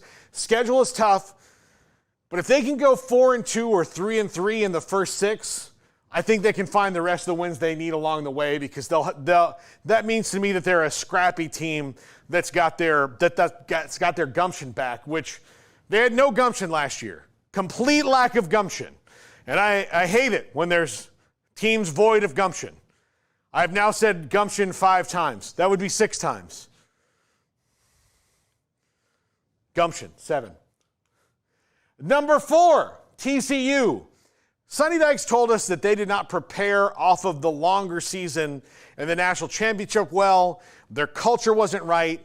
They didn't get the right transfer guys in as far as that goes. They got some talent, but not culture guys, not program guys. They have that this year, and I don't expect them to be down for very long. He also says that Josh Hoover is one of the best he's ever coached at quarterback. If that holds to be true and their culture is better, this is a team that's far better than 5-7 and should do well in the Big 12. Will they contend for the conference title? You're not going to sell me on that. But are you going to tell me that this team can go 7-5, maybe 8-4? Yeah, I can believe that wholeheartedly with what Sonny Dykes has done, early on at TCU. 1 great year, 1 mediocre, below average year. We'll see. He'll progress back to where TCU needs to be, and I have no doubt in my mind that will happen. Number 3, South Carolina. Now, you look at South Carolina's schedule, and you say, Paul, how are they going to find 6 wins or so? And I'll say, listen, person, I don't know. But enough people that I trust who follow the SEC, even people we've had on our show, say that South Carolina and Shane Beamer are going to be sneaky good. So I'm putting them on this list because I trust what those people say. Now, I look at the schedule and I get confused where they're going to find it. But I'm intrigued by Shane Beamer, and we'll see what they can do there in Columbia. Number 2, Pitt. This is a team that was awful last year. Awful. Just terrible. Pat Narduzzi's a better coach than this. They got Eli Holstein into transfer in. I'm not sure if he's the day 1 starter, but he was at Alabama. He was a 4 or 5-star quarterback. Everybody in the country kind of wanted that kid. He's now at Pitt, maybe a place he feels more comfortable. Yes, it's a downgrade from Alabama. I'm not saying that it's not. I just think that, especially given their schedule, that they've got 5 wins on it that they should have no problem. And out of the other 7, they can find 1 more. Pitt will be back in a bowl game. Pat Narduzzi's a good enough coach to make sure that happens. And maybe they've balanced out the post-Kenny Pickett era a little bit better because they had a mass exodus of coaches and all that. I think this should balance pretty well. And number 1, David Allen Smoke's beloved Nebraska Cornhuskers. They will be back in a bowl. Garrett, they really need to score 10 more points a game, and they'll be fine. Yeah, I mean, that was the biggest hiccup the past couple of years, and it's really kind of hinders on the quarterback play. If they had better quarterback play, let your lines hold up a little bit. They've got the playmakers. Year two under Matt Rule is always intriguing, so I think they can make a bowl. I think they can make a bowl. I think they're gonna be fun to watch at times this year. The biggest thing they have to do is, look, this was not a team that couldn't get past the 50-yard line. Now, there are a couple times that was that. But even like back into the last year of Scott Frost, this was a team that would get inside their opponent's 4 and fumble and then do it again. Or, be punting from the end zone and the punter not get it blocked but just drop it and then like kind of kick it out to the 1-yard line and somebody picks it up for a touchdown. If they can stop doing those things and just giving points away, if they stop giving points away, they're going to score more. So if they stop giving them away, then either way, they're going to be in the plus column points-wise, and that's why I think that they'll be there. I mean, they've got an influx of talent coming in.